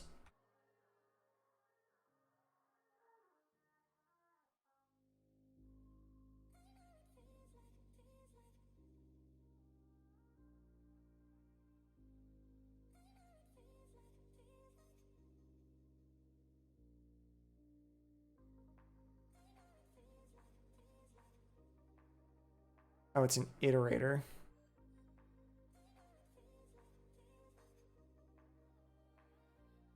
Dot split dot collect.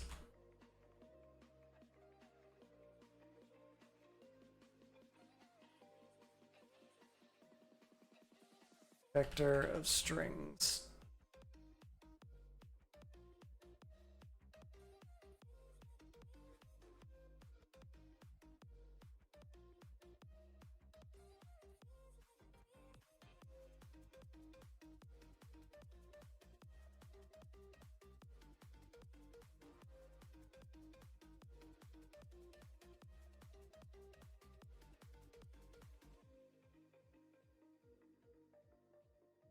Oh, it's looking for okay. Age or error.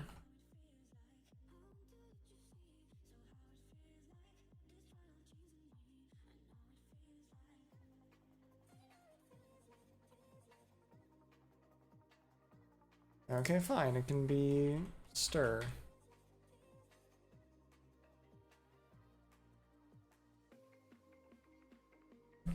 Dot to string.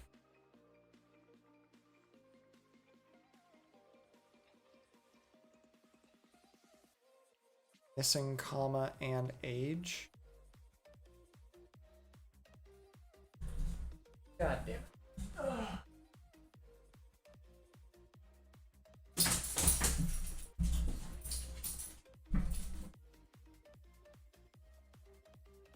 So that means I've got to modify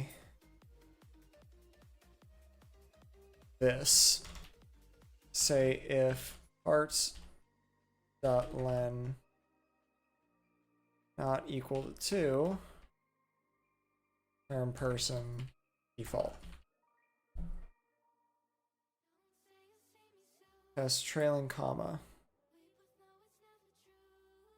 So what do they expect for a trailing comma?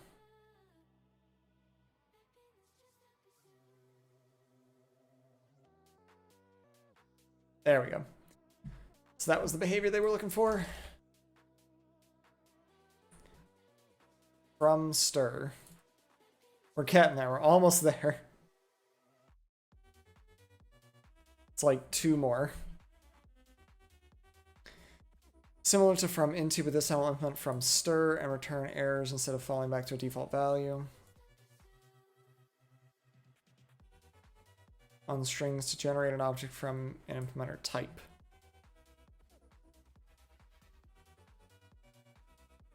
Okay. Right? Okay, so if equal to 0, return self error empty. So it's the same thing, just we can return errors now.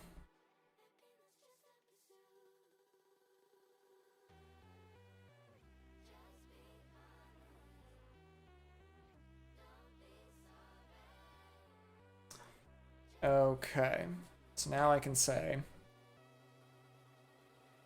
let parts equal s dot split on a comma, and this is going to be spec of stir if parts.len not equal to 2, return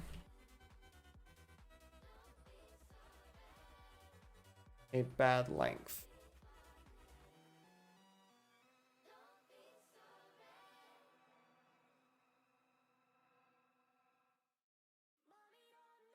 Make sure these are wrapped in errors. Make sure they're all good.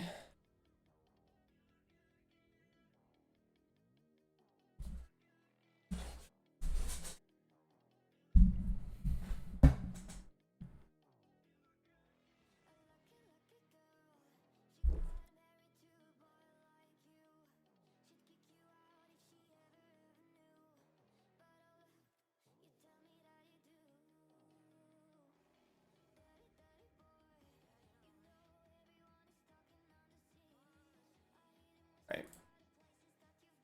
So now we say if part sub 0 dot len equals 0, do this again. Let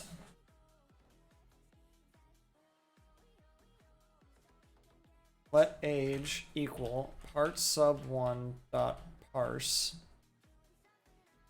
to a uint dot map error self error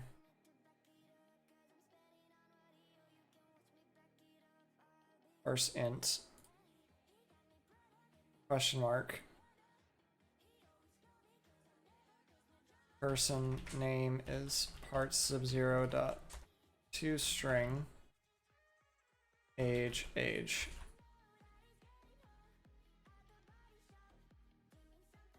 Right, this needs to be an okay.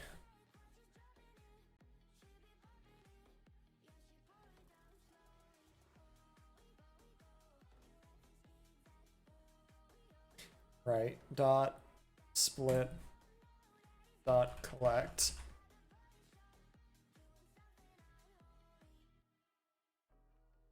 You might be missing a type error.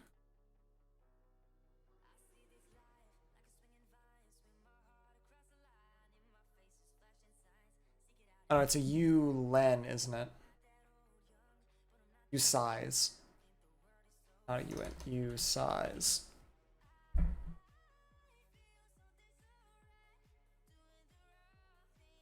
Seven passed, 3 failed. So missing name.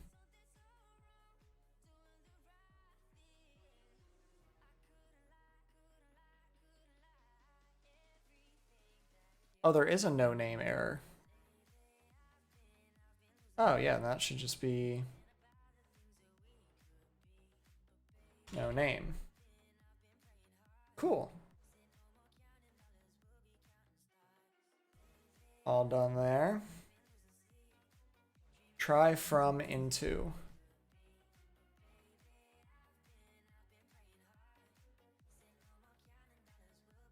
Try from is a simple and safe type conversion. Yeah, I have to throw the ball. Where's the ball? Where'd you put it? Always. Yeah. She's been stockpiling balls behind me. What do you want? Go get him.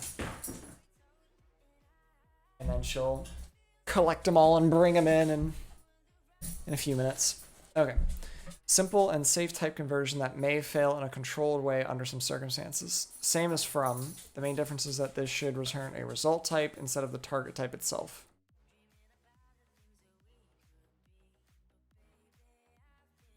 Complete the implementation and return an OK result of inner type color. You need to create 3 implementations for a tuple of 3 integers, an array of 3 integers, and a slice of 3 integers.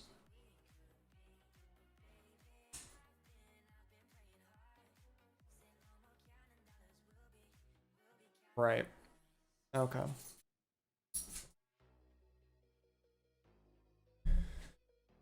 So from this,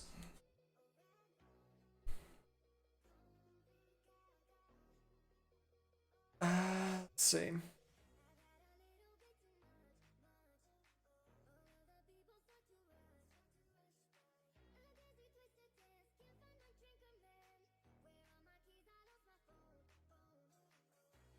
While let,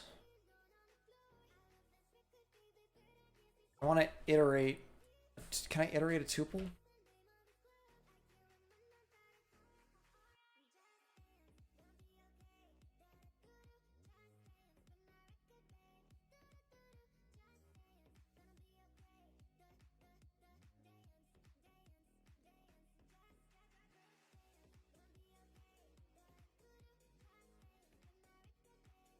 What? So badlen int conversion.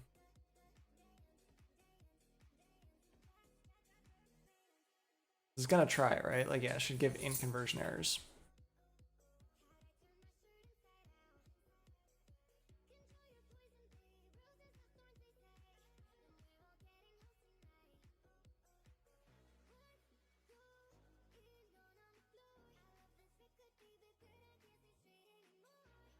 All right, fine. I'll just say if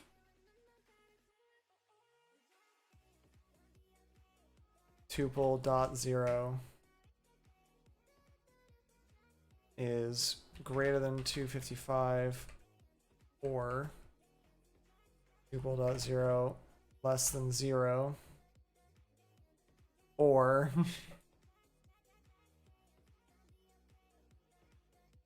tuple 1 or tuple 2.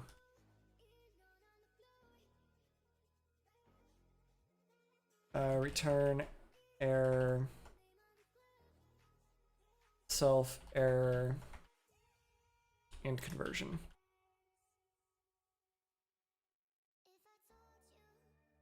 Otherwise,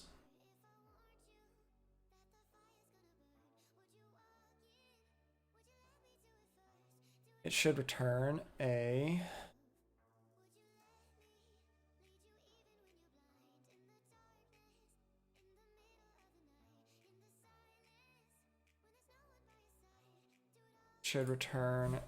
OK,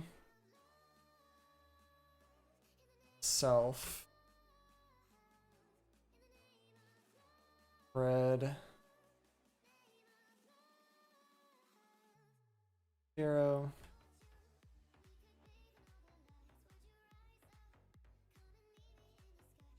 hold up 2. Right.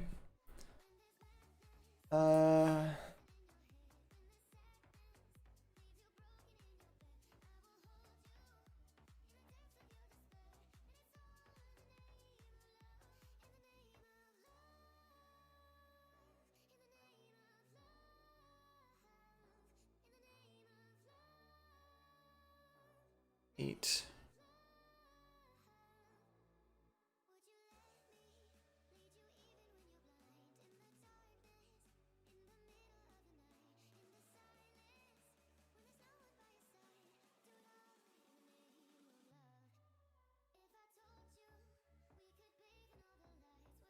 Value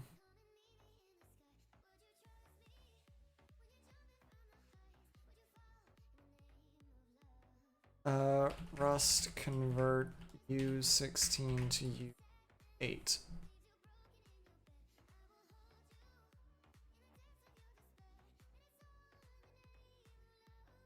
No, I just want to do the one.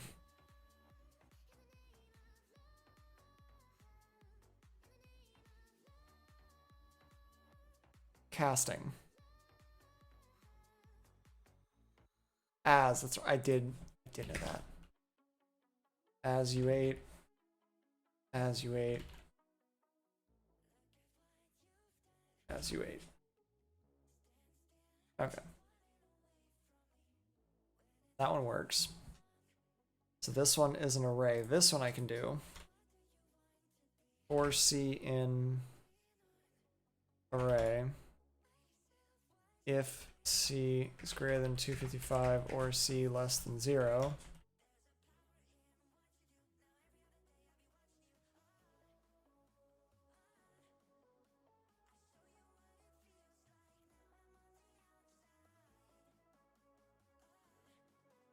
Okay, self.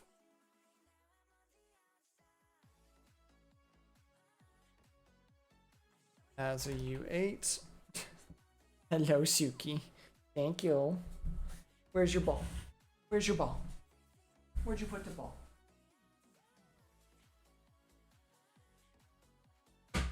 Not that ball. This ball you're after? What is it? What is it? Here, you need to come in my lap. You need to get my lap. Hello. Thank you. Thank you. You just can't on the computer. No, I can't. Not allowed. Not allowed. You want to get in my lap? Oh yeah, all 75 pounds of you. There we go. Right there. Can you help me code? Can you help me code? Can you help? Thanks. Alrighty. I just got a little dog on my lap. She'll be good.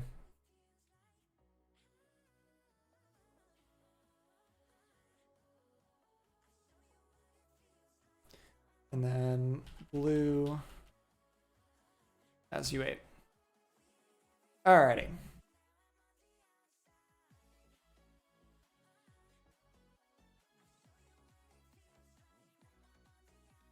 That should do it.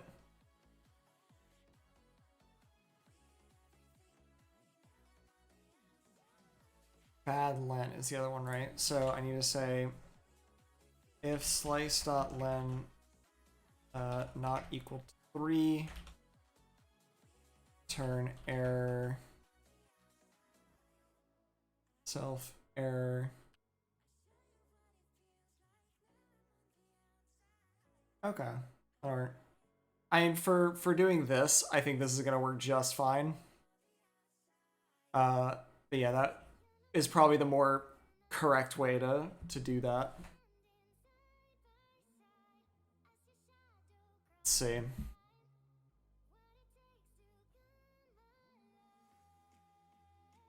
Last one, and I can basically use this exact same code then. Or not. Alright, this needs to be, instead of R, it's slice.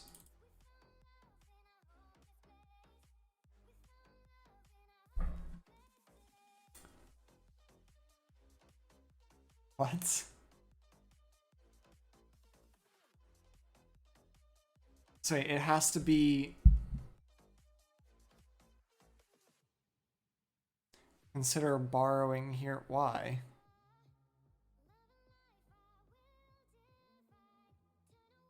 Can I just do that instead? Yeah. Cool. So I think that is that almost the last one? Almost the last one.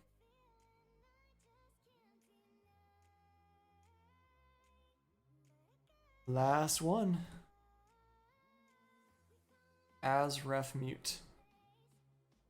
As ref and as mute allow for cheap reference to reference conversions. Read more about them here. Obtain the number of bytes, not characters, in the given argument. add the asref trait appropriately as a trait bound.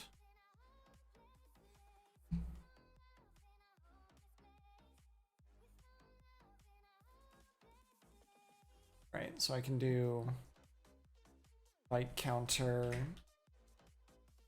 as ref. That probably needs thing. Okay, these also need to be typed, I guess.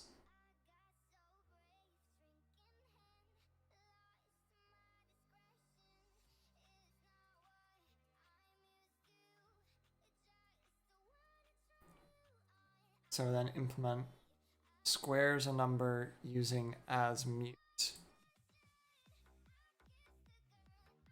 As mute t.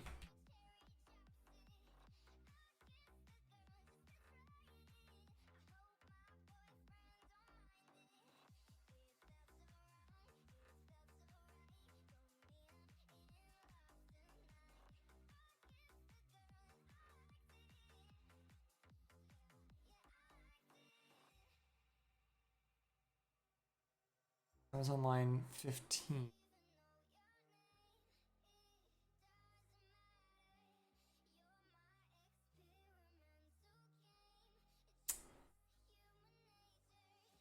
So what?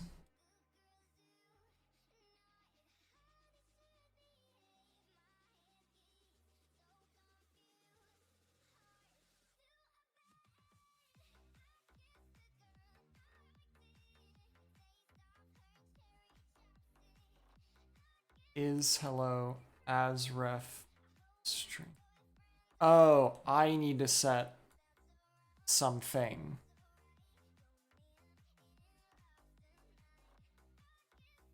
So should these both be STRs?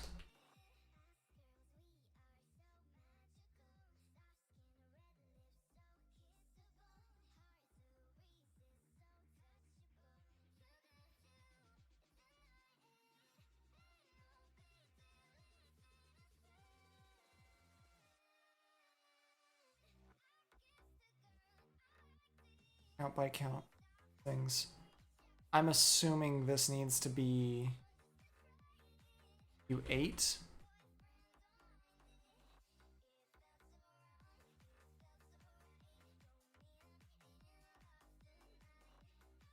U32.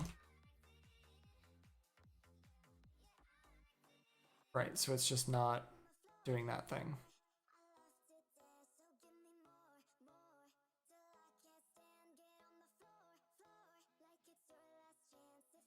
Arg dot as mute times 2.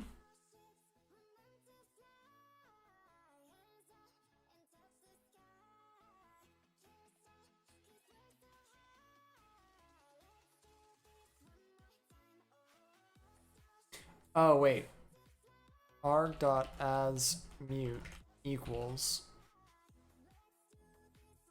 right, the value of this.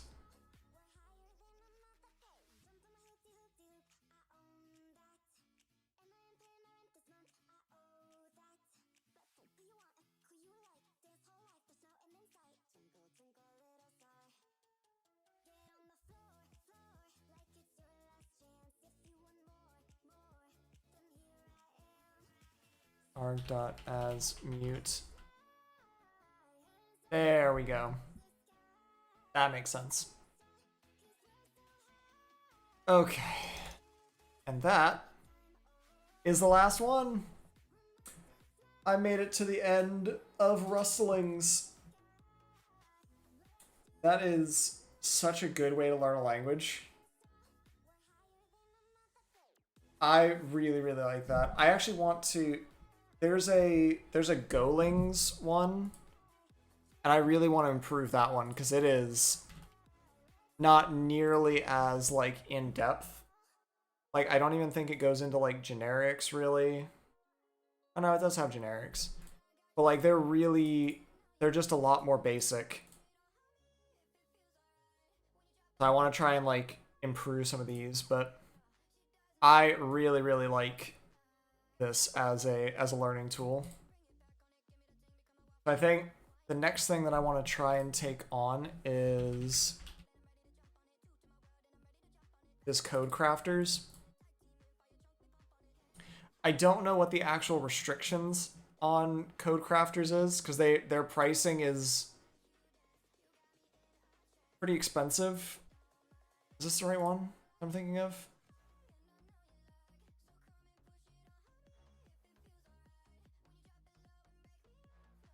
Yeah, okay, this is the right one. So basically being able to build some of these with a ton of different languages. So I want to try it with Golang first, because that's the language I'm... Actually, no, I'll do it with Rust. But like, I want to try and go through like a few of these with Rust. Like this one is going to be super, super interesting. But I don't know what the actual restrictions are, because they do have like a pricing thing. I just don't know what the actual restrictions are. But if it's going to let me just run through them, then great. Because I don't really need like support or anything. I just need to... Apparently I'm not logged in.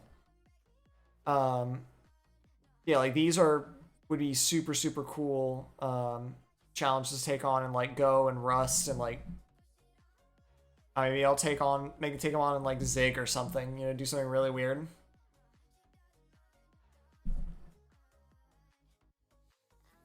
I do want to see like how... Let's see.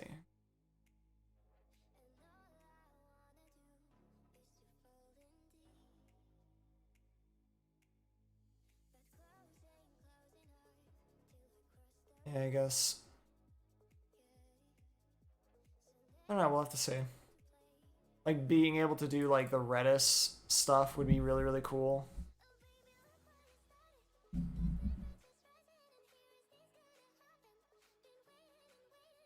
I guess is this...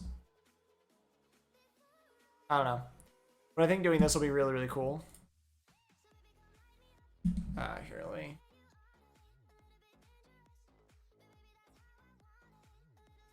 And damn... How am I not logged into GitHub? That just feels wrong.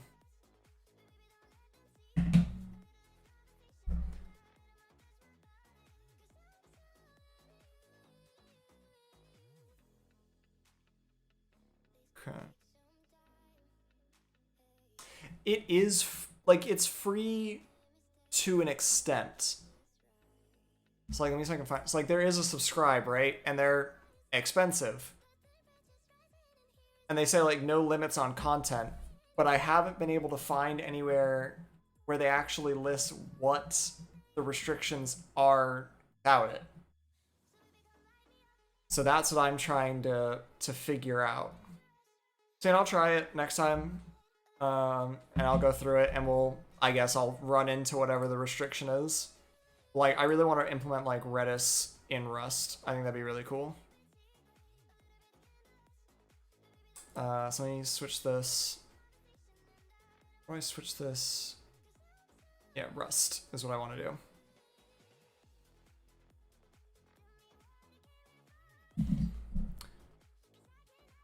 Like, I'll say beginner. How often do you intend to practice? Learners that maintain a consistent, like a few times a week. Yeah, I'm good on that.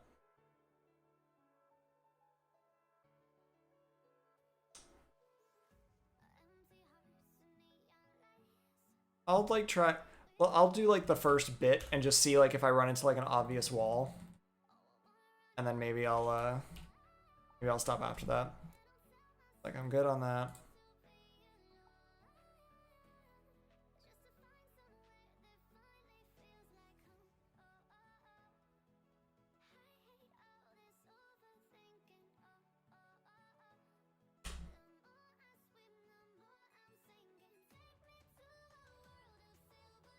Cool.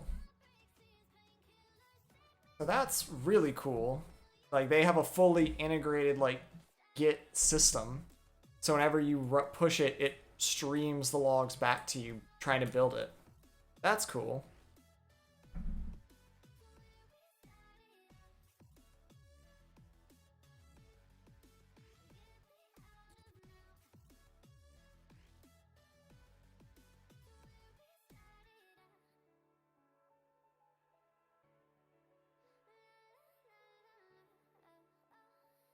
Add the persistence extension.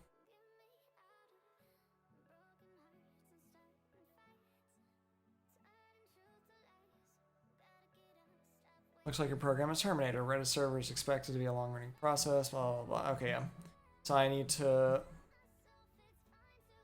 Let's open this up. And start trying to, like, dig through this.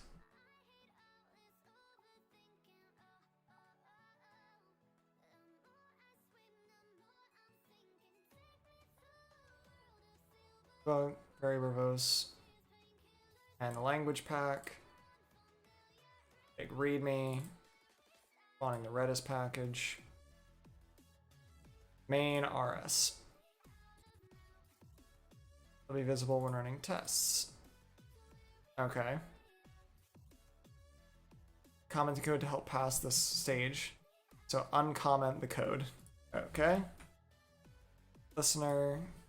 So creating a TCP listener with unwrap.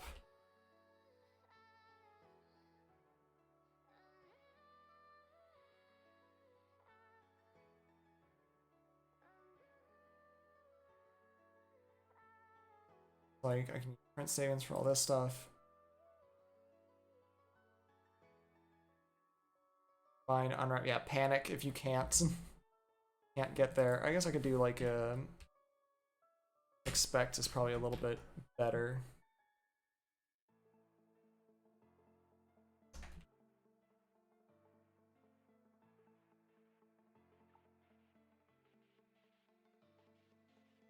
So yeah, so we'll do like git add commit. So we'll say we'll do some nice git messages here. It's like feature init TCP listener. Git push.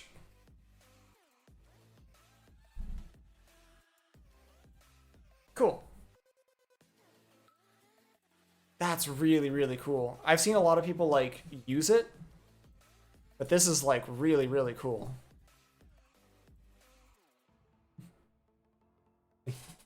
This for a second.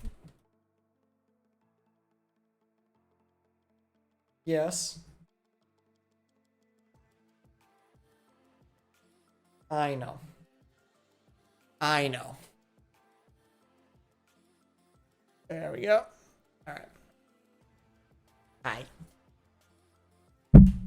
Okay, so yeah, so I'll work on this next time. Hey, thanks for the follow, man. Really appreciate it. So yeah, probably with that, I will start running through some of these on Rust, kind of to test my skills. Yeah, we'll see how that goes. Yeah, so I guess until next time, thanks everybody, and see ya.